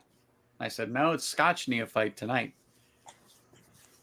Yeah, he's wearing a kilt at the underneath there. Mm-hmm. I should have too. You could have done. Nobody would be offended. Nobody would have known. Mm-mm. I did that last year. You have to wear your kilt the proper way, though. Commando. Yeah. Not the way I dance. That's it. That is it. All right, fellas. I'm going to get ready for the criminals and cocktails. Well, we'll see you later, Anthony. Happy all Scotch right, Day. man. Cheers. Happy National Scotch Day, Mike. Cheers, Mike. We'll see you. See you, Ken, Mike. I'm glad your National Scotch Day gets to last almost 24 hours, buddy. I know it makes your heart It's good, eh? Yep, I'm happy about that. All right, see you guys. See you, man. See you, Greg. See you, Mike. Yeah, Ben, I had 5 hours sleep. I got 5 hours. That's right. It's all you need. Just enough to get the batteries half charged. And It was kind of 5 hours. It was broken sleep. Had to get up like 3 times. Mm-hmm. What time is it there this morning? It's about 11. I was going to say, is it all? Yep, I was actually going to say, was it about lunchtime? Almost. Almost. Mm-hmm. Yeah, well, hey, you're if you got actually- some Vegemite and bread, you'll be good, Ken. Actually, that doesn't sound too bad. I think I might actually do that. Vegemite toast. Vegemite I sandwich. I told people, I says, that's like a, I can't remember, is it brewer's yeast or something is how they came up with it? And they, Yep. yeah. Yep. I said, it's yeast. It's a yeast extract. Yep. Mm-hmm. I think I told you the story about a friend of mine who's from the land of Oz. He passed away a few years ago, but he brought me back a jar of Vegemite. And because I said I always wanted to try it. So he was home and he come back and he said, "Oh yeah, I got it for you." And he put it in my locker. So I took it up to the dining room in the hotel I worked at and got some toast. And I asked him before, I said, "What is it?" He said, "Oh, it's just like jam. You spread it on like jam." Okay. So I got my eggs and bacon and all that stuff. And yeah, you know where this is going. So I spread that thing on like jam. I mean, I had it nice layer on there. Until I took that first bite. And your mouth turned inside out. Oh my goodness gracious. So you have to be brought up with that because Carly looks at me when I put it on because I put it on like thick. I put it on real thick and she even screws her face up because, you put Vegemite on real thin because it's a strong flavor. But I put it on real thick because I like it. But, and most people don't. Most people don't. I think he did it to bust my chops a bit, but he's like, "Well, you did it all wrong." I said, "You said you put it on like jam." "Well, yeah, you spread it." Yeah, but he's an Aussie. Bread. Yeah, he's an Aussie. Of course, he's going to do it like that. Well, yeah. And oh my gosh, I told him, I said, I wanted to run my tongue across the carpeted floor in there, and Lord knows what was on there, but it had to have been better than what was in what I had tasted. Yeah. Dan, cheers, man. Happy Dan. National Scotch Day, man. Cheers. I'll tell you what. I'm so tempted to pour a scotch, but after 8 hours straight, I actually understand. more than that because I was on Cheech's stream as well, and then I was on Whiskey Dictionary before that. So yeah. Oh yeah. Yeah, I might it was not a day. partake in a Scotch right now. Yeah, it was a day. Yeah, give your liver a break. It'll appreciate it. Well, Yeah, it might appreciate it. Yeah, Yeah, might might. take the day off.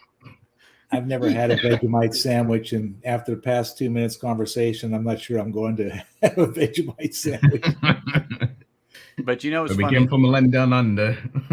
You know what was funny was John says, honestly, he says, you had a bad experience because I'm telling you, if you just put that on there, spread it on, but nice thin layer, he says it really is good.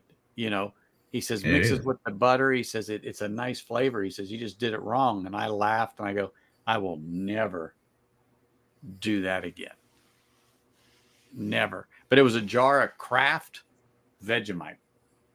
That's the one. Yep. Yeah. Yellow lid. Kraft Vegemite. Yep. Kraft Vegemite. And I'm going to say it was just a little thing. And I said, Is that a taster? He goes, that's all you need.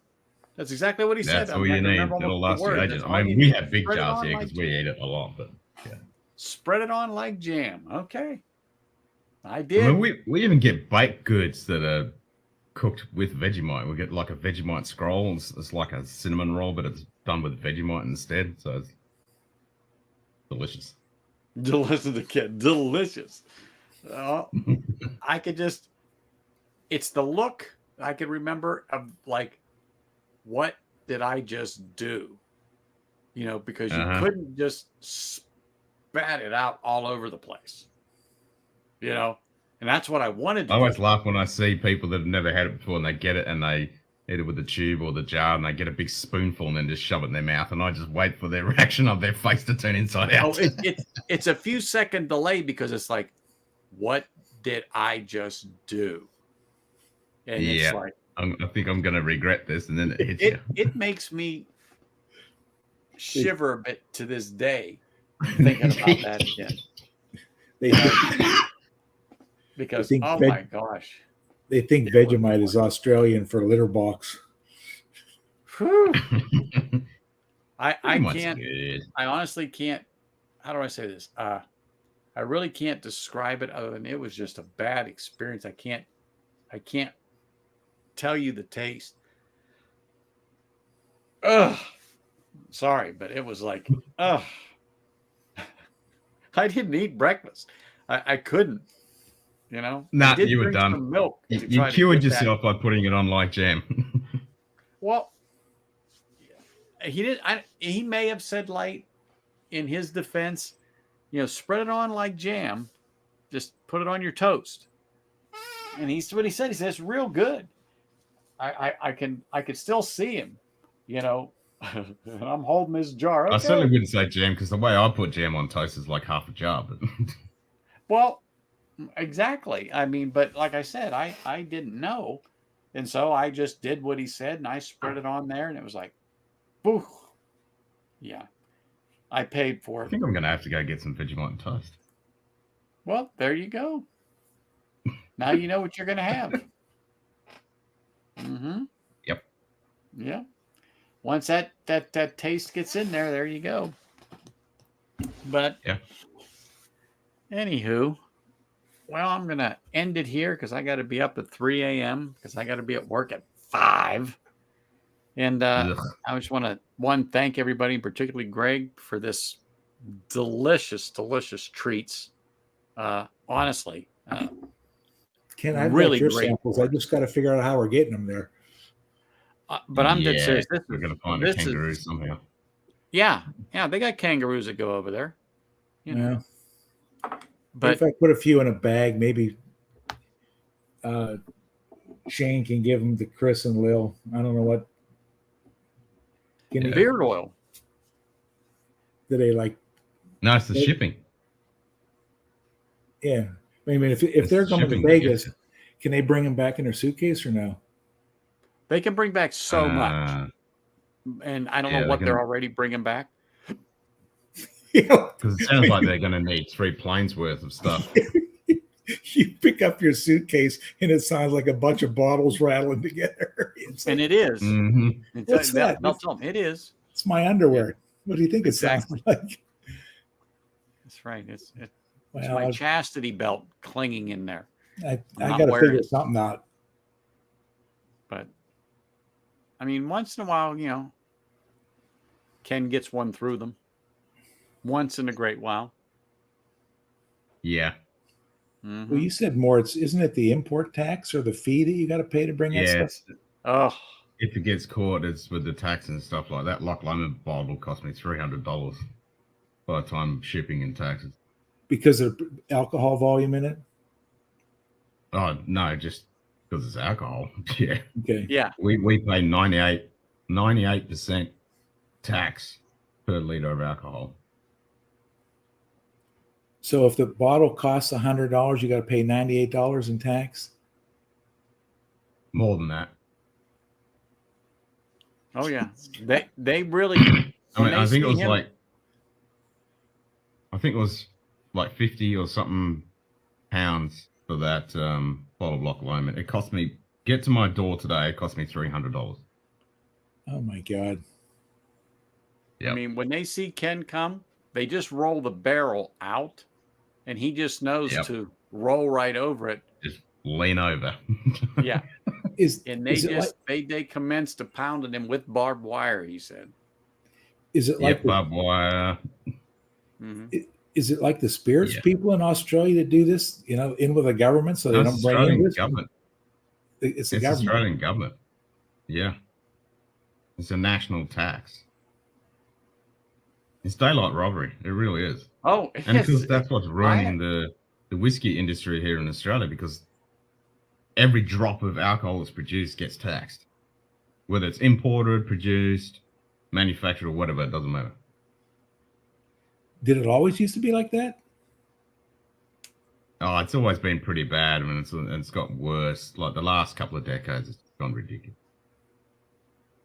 Oh, I mean, it is a shame. I mean, I laughed at it, but you know, him and Simon said, no, it's horrid.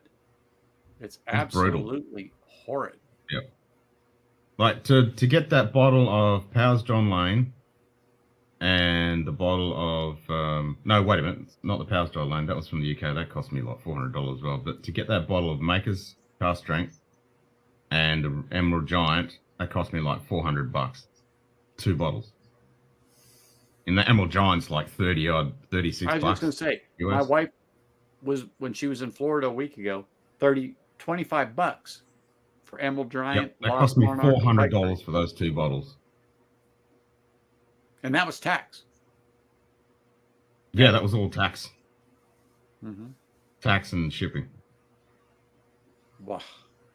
It's ridiculous. I'm surprised. Because you buy the bottle and you pay a stupid amount of shipping. And then soon as it hits the shores, you get an email from FedEx or wherever with this fucking great bill, this much. You got to cough this up, and that's all the taxes and duties and GST and stuff that you got to pay the government. I know. I'm telling you, Greg, it's horrid. I feel bad. It's brutal. It is. I mean, that you talk about the government take advantage of people. Woo! If I wouldn't be surprised if sooner or later they revolt and say, "Hey, we just work for a living.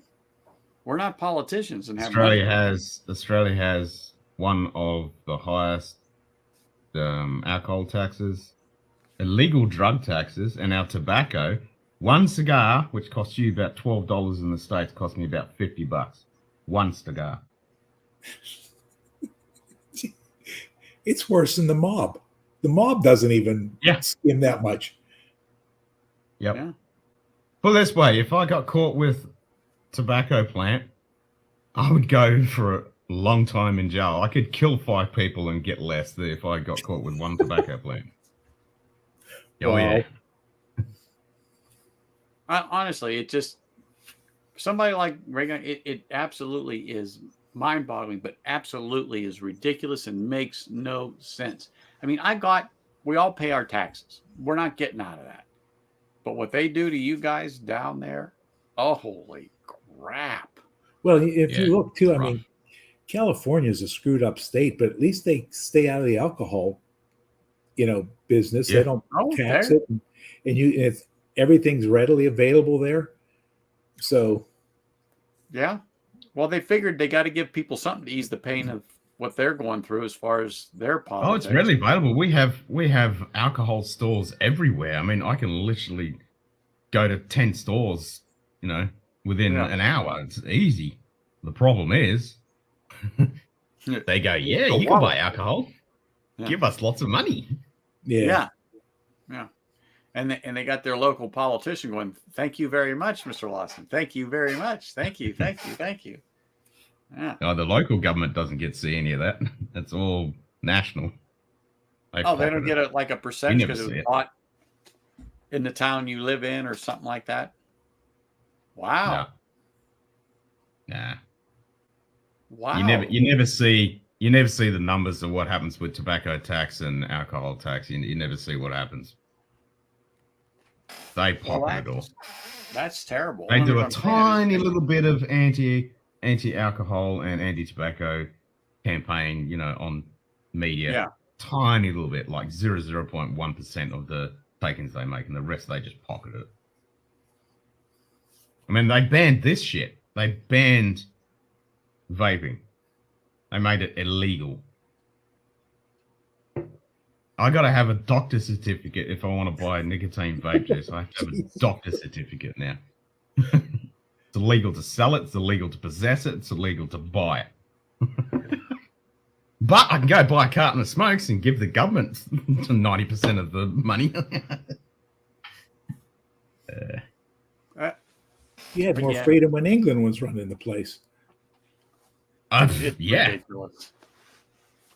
It truly is ridiculous. Yep. I mean, we all complain about our taxes, but when I sit here and listen to Ken and Simon and Chris, and you just sit here and just shake your head.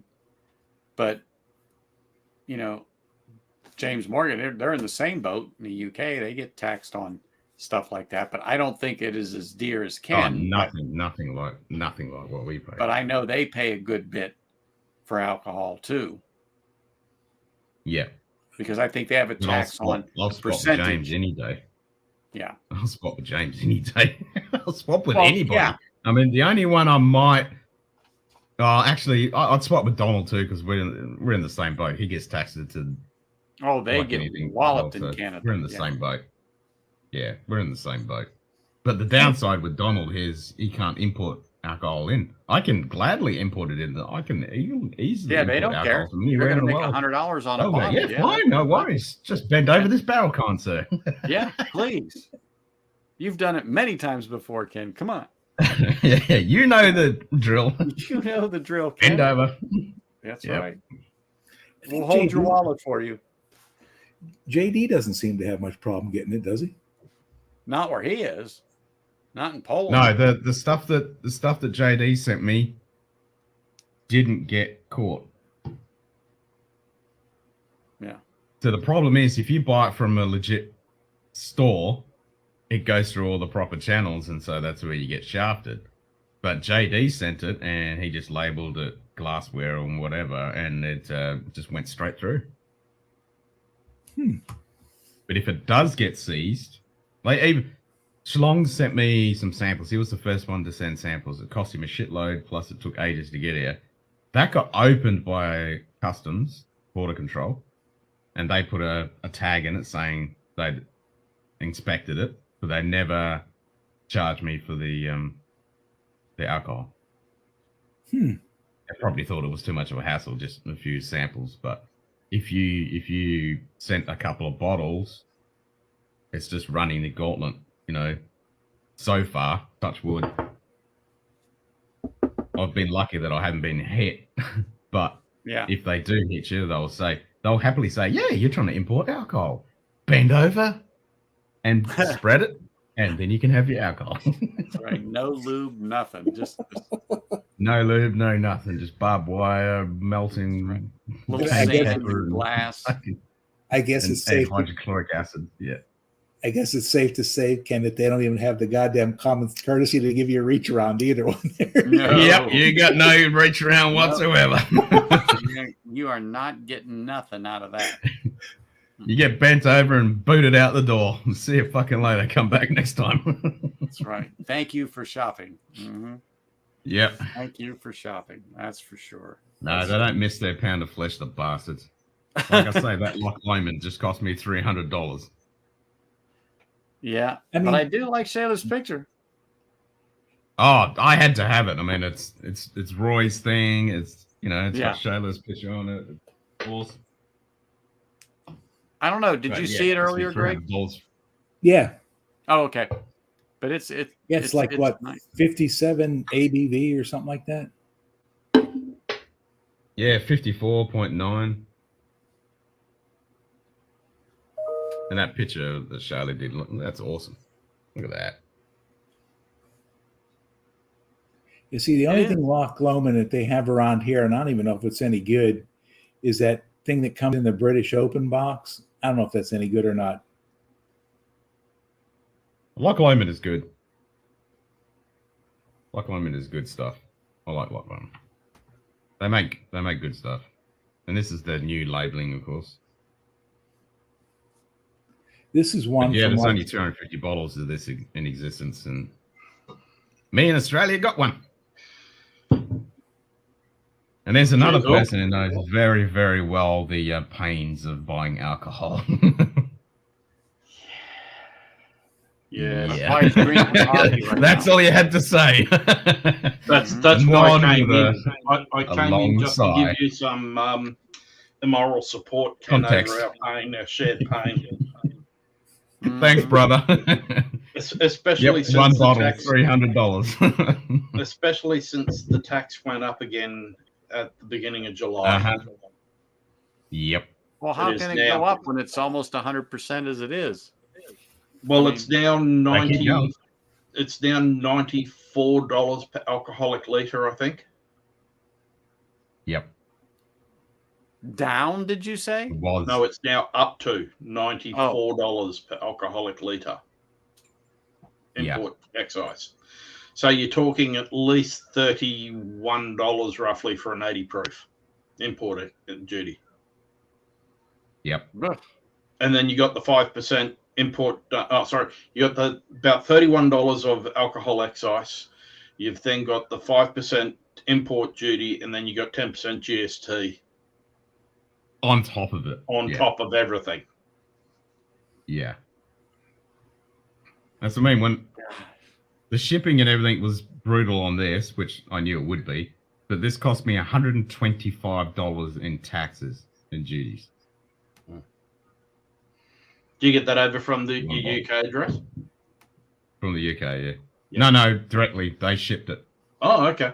So the shop that was actually selling this, they shipped to Australia. It cost me 75 pounds or something in shipping. Yeah. It was brutal. Would have been cheaper to get it sent to Lithuania and then get it posted. Yeah, it would have been. Well, what is actually? I did contemplate that, but the shipping was like $70 just to Lithuania because I thought, well, I'll send it to JD and he'd ship it over, and it was going to cost like $70 anyway. So it's the same. So, like, how does American distillers get past all that tax? What's a bottle of like Wild Turkey or something? Well, if you are a distributor and you have an alcohol license, you get a discount on the import. Okay. Yeah, it's not much, but there's a little discount. But they then hit you on licensing fee. Yep. So either way, the government wins. So we still pay like $80 for 101, $80, $90, whatever it is. Well, some places got 101 makers for $125. Yeah. Wow. And that's for the 700 ml bottle, not for the 1 liter bottles. Yep. Because they've brought it in themselves, so they had and their liquor stores who brought it in. So, I mean, like that's where I was amazed that I was able to get the father and sons for $129, I think it was, for a 1 liter bottle, because they're generally going for about $235 to $400 over here. So, like everything in Australia is at secondary prices, pretty much.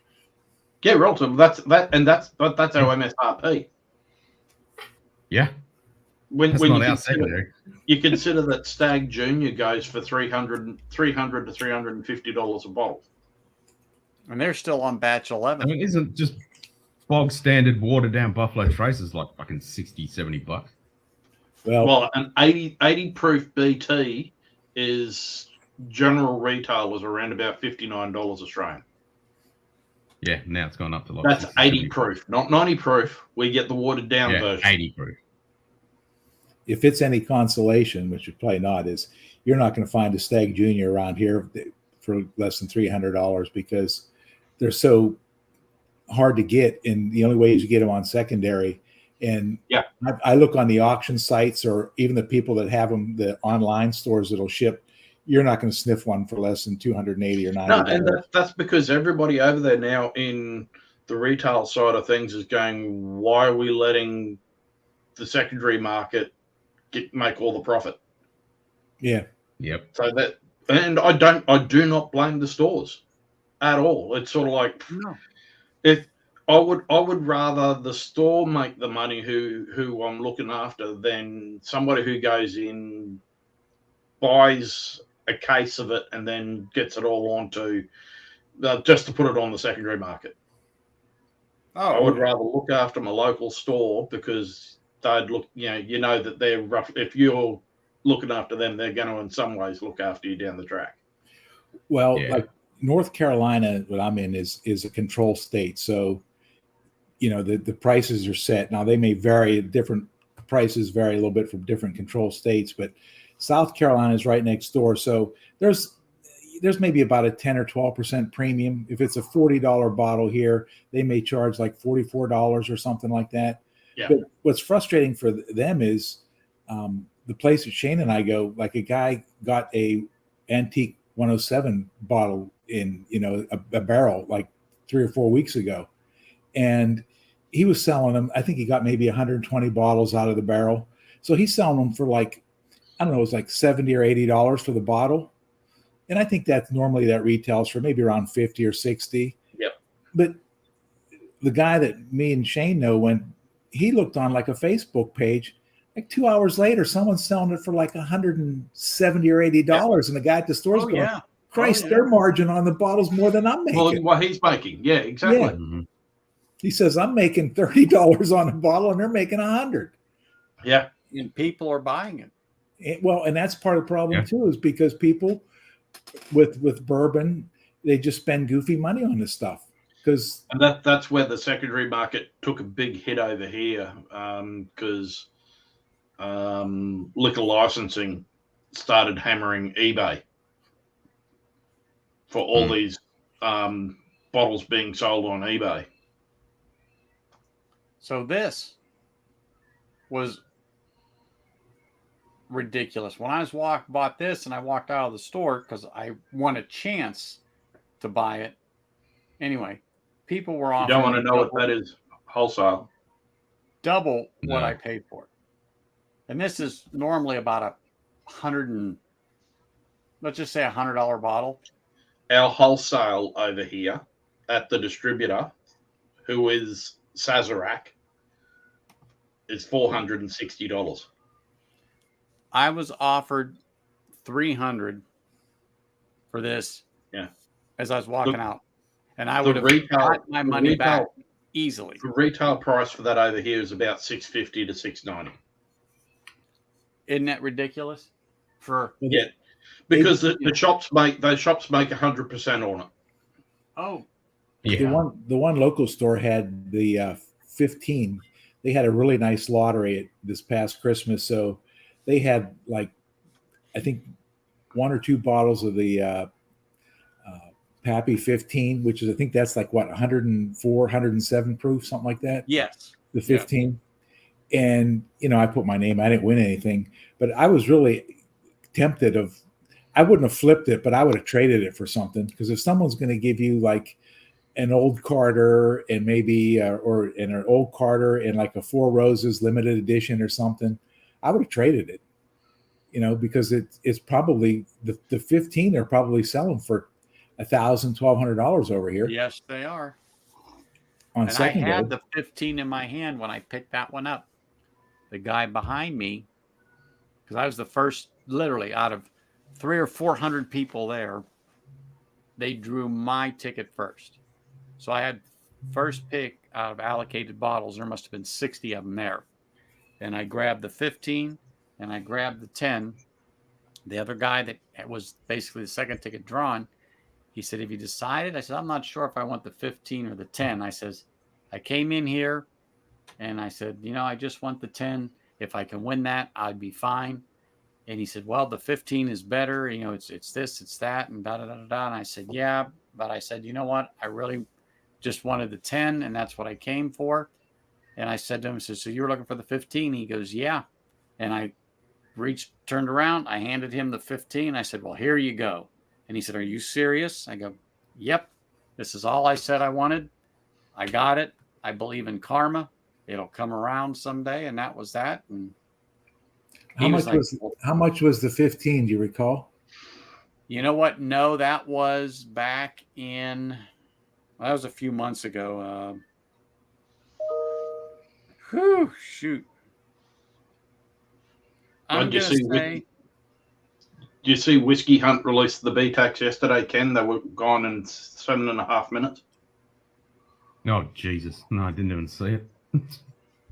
I think in North Carolina, the retail on the 15 was like maybe $120 or $130 was the I was retail price. just going to say, I think 150 is what it retails for, but here they were going to sell it for right around 275 or 300. So you're never really going to buy it for that anywhere here or anywhere. So the store made its money in a little bit, but we were the people that frequent this store, that buy frequently there. And you didn't have to buy anything. You just had to be one of the first X amount of people there to win a chance to buy the bottle. Does that make sense? But he did not sell it at secondary prices. He sold it a little bit above retail, but I could tell you right now, I could take you to a place and you can get E.H. Taylor small batch all day long for $150. And that's stupid money. Yeah. Yeah. That's, what you got to do is you just got to go in and patronize a store and develop a relationship with the people and spend money. I mean, there's about 7 stores around here that I do that. And like the one down in South Carolina that Shane and I go to, is I don't ever walk out of that store without something in my hand. It might be a $20 bottle of bourbon, but I'm showing them every time I walk in here, I buy something, So, exactly. And that way they'll reward you. Like Shane and I were down there on this past weekend, and he got 3 bottles of the Michter's 10 Rye, the 2022. And we each walked out of them because we just spend money there. And he also got like he got an Elijah Craig barrel proof pick that came in. It was like 132 proof, like a 10-year-old. And he got a bunch of Heaven Hill stuff. We still didn't open that last night, Ken. No. Yeah, I got that. I like that. That's a good one. Which one was that, Yeah, Chris? I like the Telebarton. The Telebarton, the Murray. Okay, yeah. That's what I thought that was. It said the Murray. They got a whole range of them. They're really good. That's one of the samples I sent to Mike Stahl. Yeah, great box. So just like you were saying, lined and shit. You gotta patronize the store. So this is the Smoke Wagon Younger. Yeah. And you can't find it. And if you do find it, it's $60+. The one store I went to, I went in there, the guy handed it to me. He said, "Here." I think that's a felt line box, ain't it, Chris? Isn't there like felt? Yeah, they're felt line boxes. Yeah, I got 3 of them. They're great. This is a distilled 2008, bottled 2021. So it's 13-year-old. Yeah, that's a nice box. I mean, the whatchamacallit, I got to hold it for 30 seconds. Is the one store got in the Heaven Hill, that 17-year-old Heritage. It came out. Yep. Yeah. And those prices are ridiculous on that. But he was sending it to the one with. What's that? Bourbon Baller got 2 of those. Oh, Jesus. Those things are going for like 1,600. He bought a whole heap of barrels. See, there he is. Speak of the devil. Speak of it. Well, I got to hold the box for 30 seconds. It was a beautiful display box. It opened like the one Chris had a little like thing that held the top of the bottle at the top of the box. And the thing about it is it's 17 years, but only 28% of the whiskey is in it 17. The other 72% is like 19 and 20-year-old whiskey in it. So, and it's like 117 and some change proof. I think it went to one of the local bar. There's a local bar that's here that gets a lot of that stuff in. You go and you pay by the pour. Mm-hmm. I never tried it, but it's supposed to be really good. He has 4 total. Yeah. He's got 4 total. Yeah, good on your He's baller. saving them for a rainy day, Chris. Just flop that out on the desk there for us, baller. Yeah. Yeah. I'm just glad that I've got a bottle of your Hazmat and 139 ECBP picks. Oh, do you have a pirate bottle? Yeah, no, well, Baller's got the he did a pick of 2 Elijah Craig barrel proofs. Okay. And one came in at 141 point something, and the other was 139.6, I think it was. So I'm getting them delivered to me in hand delivered to me in Vegas. There you go, baby. So 38 more days. I've got an original pirate bottle Elijah Craig barrel proof. Go, Vic. Yeah, Shane, I had one of them I got off of an auction site, and Shane was here last week for my birthday, and we actually cracked into it. It was like the C916. It's like 136 proof. It's really, really good. And I think some of those had whiskey in them that was actually older than 12 years. It says 12 years on the label, but I think there's actually some older stuff in it. Oh, yeah. Well, I'm going to have just another little pour here since we still got a few. There you go, Greg. Yeah. Oh, yeah. Yeah. I think you brought that out one other time and showed us. Yeah, that's the pirate bottle one. Yep. It's the original. Yeah. They were all 12 year period. What's the proof on that, Chris? 129. Yeah. Those, I think, before, those were the ones that were available in the store. Yeah, at the gift shop only, because it was distillery only release. I got that in 2012. Mm-hmm. And Shane actually gave me a sample of one that was like the precursor to that. It was a sample, it was a 12-year. Then they did that in like, I think 2012. And then in 2013, they started with the pirate bottles with the dark label, not the light label. That's incredible whiskey in that bottle. Mm. That's some of the best bourbon I've ever tasted. Yeah, well, we got to try it at the distillery. Joan, God rest her soul, she was wonderful. She was one of the tour guides at Heaven Hill, who unfortunately passed away in the last 3 years since we've been over. And every year we'd walk in and she'd look after. She'd grab me and drag me off to a tasting room straight away. You got to try this. You got to try this. What do you want? She always made sure I was looked after and that I had bottles for the allocations. Yeah. Every September. So I don't know. I mean, so many people go down there now that, I mean, yeah, they do the Elijah Craig and stuff, but do they ever make the Parkers available or any of their, the William Heaven Hill stuff, the older stuff? Yeah. You just got to be lucky. Parkers is only September. And the William Heaven Hill, there's generally a fall and a spring release as well. And then I guess their old Fitz stuff that they put out. Same with the old Fitz, yeah. I mean, most people have been getting excited about the old Fitz more than the William Heaven Hill, and the William Heaven Hills are fantastic. A bit of lug of all. That's what I'm going to have for the ending little nightcap. Might have to send Big Vic some of this, get him to try some scotch. But that Balvenie 15, the sherry cask, is pretty good. It needs a little more time to open up. I almost was going to grab that, but since I've got peat on the palate, I might as well end with the little peat on the palate. Yep. And I haven't had any of this delicious nectar in a while. How are you going with your blood knock embers, Ken? I like it. Yeah, how are you That's going the first with it? one you Are opened you up. getting through your bottle, or Oh, I've only had a little bit out of it. Yeah. you're only rationing? So we've got a second bottle here. Oh, Let nice. me So when you get down, let me know and we can send you some over. go grab one last bottle with Anthony. I'll be right back. We'll be right here. You guys are a bad influence. I just saw the post Lil put up. Awesome. What post?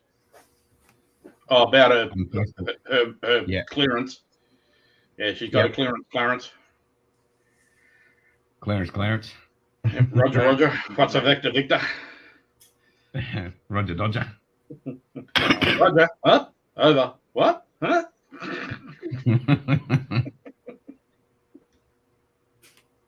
You guys missed it earlier in the stream. Well, it was actually later, but I had a bottle sitting on the table here that you can't see on my left, and I realized it was a little close. And when I turned, my chair hit the table, knocked the bottle over, knocked the microphone over, knocked the Glens over, knocked the sink. No, I did hear that. We were sort of lurking in the background doing stuff. Okay, that's what it was. Yeah, nothing spilled, nothing broke. I don't know how, but I just look at that because I had another bottle sitting there and go, yeah, I'm going to move this. I'm going to move that. But I caught the bottle, the Glen with the actual juice in it just got pushed to the side, which was fine. But, everything it sounded worse than what it was. It sounded a lot worse than what it was. Oh, how's babysitting going, Big Vic? That's what James wants to know. Yeah, so that's what we were drinking last night. What is it? Oh, Leadnock. Bloodknock 2007. It's a bourbon and sherry cask finished. That's actually really, really nice. They had no peat in that, though. And then we've got the embers, which basically taste like you're licking a burnt fire stick. It's good. Glenlivet 14 Cognac. Hey, you never know what might turn up on your doorstep, Vic. You just don't know. That's for sure. But being I know you'll be here in September, so you just don't know. Going crazy with the kids. Yeah, I can imagine. Mm-hmm. Oh, Brought the God, man to 3 drink. a.m. 3 a.m. is going to come quick. Yeah, when you meant to go to bed? What's that? When you meant to go to bed? Whenever I get done here, get cleaned up and just get 5 hours of sleep. You know how it is, Ken. And get up and Yeah. get going. Like, I don't think Ken even bothers with sleep anymore. Oh, I can't. Is that this one? Goddamn The current one? That's this year's a warehouse one. That's nice. That's nice. I used to Wrong say stream, fuck Ken. off, but now Wrong I say stream. that's nice. Mm-hmm. No, Greg knows exactly what I'm talking about. That's what, I know that. That's what I'm saying. Wrong stream. Oh, he'll cue it up if he has to. Don't you worry. That's nice. Mm-hmm. Anyone's at my house, anything on the shelf, you're more than welcome to drink. That's it. Same here. That's what I tell people. It's not there to sit and look pretty. Well, we do have a 3-hour layover in Charleston when we're flying to Kentucky. You and Lil are more than welcome. That's right. And I only live about Well, the way the crow flies, about 5 miles from Shane. So, oh, geez, okay. that can be a good thing and a bad thing. I was just going to say, we don't hold that against you. Yeah, that's like a couple of my brethren in the Bourbon Mafia. They live about 2 miles apart, and that gets to be some interesting evenings. Wow. Compared to the other 3 that I was drinking, Greg, Lagavulin 16's light. That's kind of unfair. I've got one of those Crown LaSalle's that come in the blue box. They're like 80 proof, and it's got really old whiskey in it. But if you're drinking something proofy and you go to that, it's not fair. If you're drinking like 105, 110 proof, and then you drink that 80 proof, it's just not fair to the whiskey. You got to start out with something like that. That's why I started out with the Project 20 on the Glenfiddich and just kind of got things going, and then the Viking Heart, so I could get the palate ready for the other Highland Park stuff. And after that, I don't care. But I just think this is a good peated Scotch, the Lagavulin 16. I'll go over and turn in and get my square foot of peat. I got mine. I got my square foot of peat. Here's my little dude. Hey, I got it. Boom. Is John Campbell done? Is he out of the whiskey business now? He was what they don't call it I don't think they call it the master distiller. What do they call it over there? The manager. Eric, cheers, man. He was there for what, like 25 years at Lefroy? Yeah. And he just retired just And recently. he doesn't do anything now. He doesn't have to. He's retired. He's got a young lad. They've got a young lad there taking over.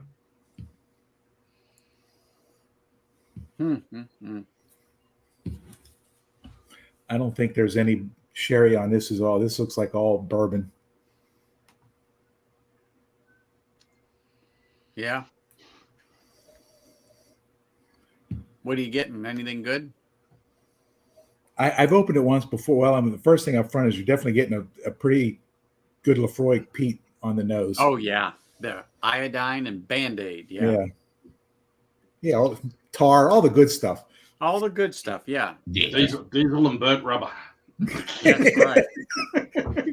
I like that one. Diesel and burnt rubber. And then what are you getting on the palate? Oh, that nice ashtray taste. Yeah. Might as well just go out and lick the asphalt on the road. Yeah. Diesel and burnt rubber. I like that. That's Lil's one. She uses that all the time. Quintessential. Yeah. I've had this once before. I think I like that. It's got a pretty sweet nose to it. And if I remember right, I haven't tasted it yet again, but it's got like a nice brine and maritime taste to it, There's definitely, it's got some brine to it. It's their Warehouse One, which is that one that just butts right up against the water. So it's kind of like, I guess, the same thing in Bowmore's, like their Vault One. Vault number 1 is the one that's right along the coast.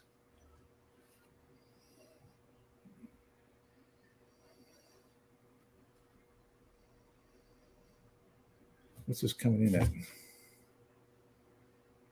Ken's going to be really concerned when we get over there because, we're doing a stopover in at Matt's place from Whiskey Crusaders on the way back through. So Matt reckons it's going to make us start drinking Scotch. So Ken's Scotch collection might be in a little bit of trouble when we come over. Excellent. That's right. There ain't much that he doesn't have. You watch his stream and he's pulling all kinds of bottles out. God only knows how many bottles he has. Well, hopefully when we're over, we might do a stream, Ken, when we crack that Johnny Walker Red from 1966. Oh yeah. Hell yeah. That's definitely not the same as today. Nope. Mm-mm. And that's the youngest we think it is, 1966. Yeah, because it's that's got 1.6 fluid ounces on it, and we changed to the metric system in 67.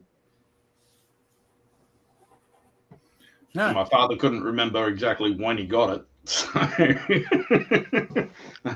gave it to me for my 21st, so that's 30 years ago.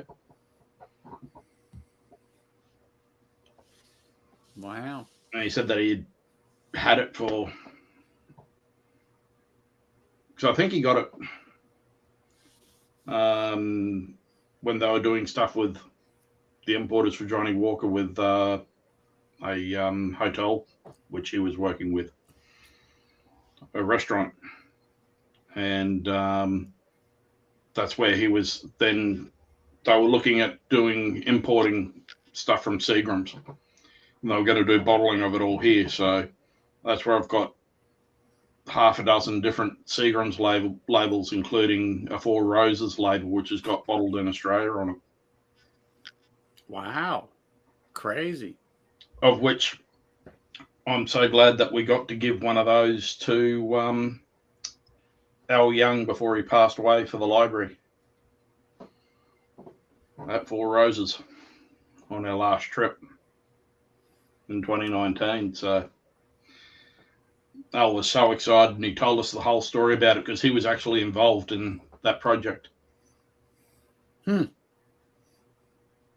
he's one of the old. I mean, if you look at it, I guess Jimmy Russell's the only one of them that's really left. You know, L. Young's gone, Elmer T. Lee's gone, Booker No's gone. Well, Jim Rutledge has still got his own thing now. Yeah. And was it Parker Beam? I think Parker's gone. Yeah, I mean all them guys that. But his son Craig's just gone back into being master distiller for a new distillery in Western Kentucky. So he took a fair few years off after his dad passed, and he was looking after the farm and all the transport stuff and everything which they had on the family side, and he just lost his heart in distilling without his dad, and he's gone back into it all now. We're catching up with him when we're over. He's going to take us out to the new distillery and show us what they're up to. Sounds like a plan there. That's for sure. So Craig Beam's a lovely guy. Lovely guy. But then all the Beam family are really great. You don't find a bad Beam. There's some very strange Beams. Yeah, I bet there is. So how's it? There's some Beams who think that they're almost Australian, but yeah, it's. So how's that tasting, Greg? It's good. It's sweet. It's got a pretty nice finish to it. You're definitely getting. It's got good legs. You're definitely getting the Lefroy peat finish on it. It's different. You're getting the maritime and the brine out of it. You're not. There's no sherry, so you're not getting anything from that. It's good. Good. One of these days, it'll pop up here in Vegas. One of these days. After the 3 hours work that I put in this morning, I can officially say that I got nothing else done today. I went on Ken's stream, and it was all downhill after that. Wow. Well, I'm certainly not getting nothing done today. Ken wants me to go and pick up a certain bottle from my friend's liquor store. That'll do it. The Craig Gallagher 33. Yeah, you're going to do it. Probably not yet, but probably might do it after I get back from the States. Oh, nice. There you go. I'll bring that over. What's the ABV on that? Yeah. I can't remember. What's that? The Craig Gallagher 33.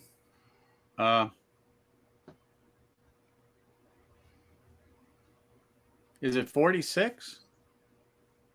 Might be. Just hold on. Or am I thinking of the 13? I don't even think the 13's 46.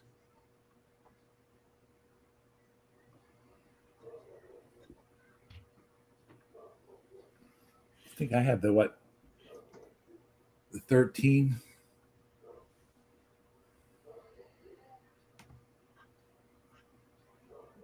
James said he's on the coffee now with a chaser. There you go.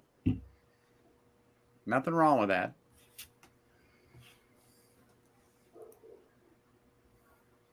It's 46%. Okay. Yep. So it's a 92. And it's a distilled 1983, bottled February 2017. Oh. I mean, when you get to that age, I mean, there's not a lot of that that's high. I guess, what's the 25 of Lefroy? Maybe 51, 52 on some of the releases, ABV? Yeah, 25. low 50s. And I think the last one that did it, and I got a sample bottle from that one guy. I got the Ardbog off of his was at Talisker 25. And I think when they originally did those were at cast strength, because I think the one he sent me is like at 57, 54, 57% ABV. 57, because that's There you the go, Anthony. location, 57 north. That's right for share. Yeah. Yep, that's the one. That's the bottle he's got at the store. Okay. Ooh. I saw pictures of it just like this. That's I said, I think it's 46.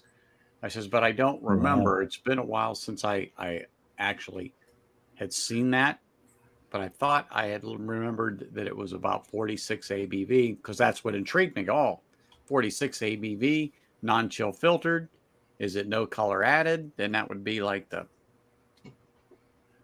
I'll tell you what, I drank that Bell Blur that I was drinking, and that was 46, and that drank a lot higher than the 46. I don't know if it was the oak influence on it, but it tasted more like about a 50% alcohol than it did a 46.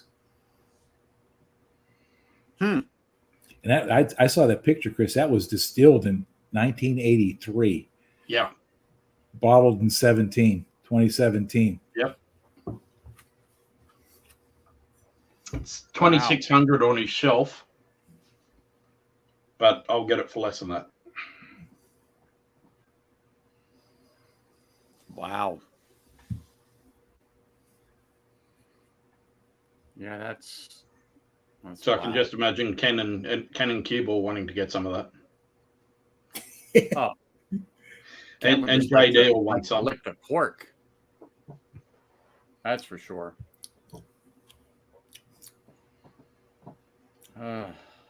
Something about Lagavulin. I've always had. I like the sweet smell from the malt. To me, is almost second to none. Even right, though I gotta go, like guys. the Highland Park. Hey, Ken. Yeah. See you Saturday. All right, man.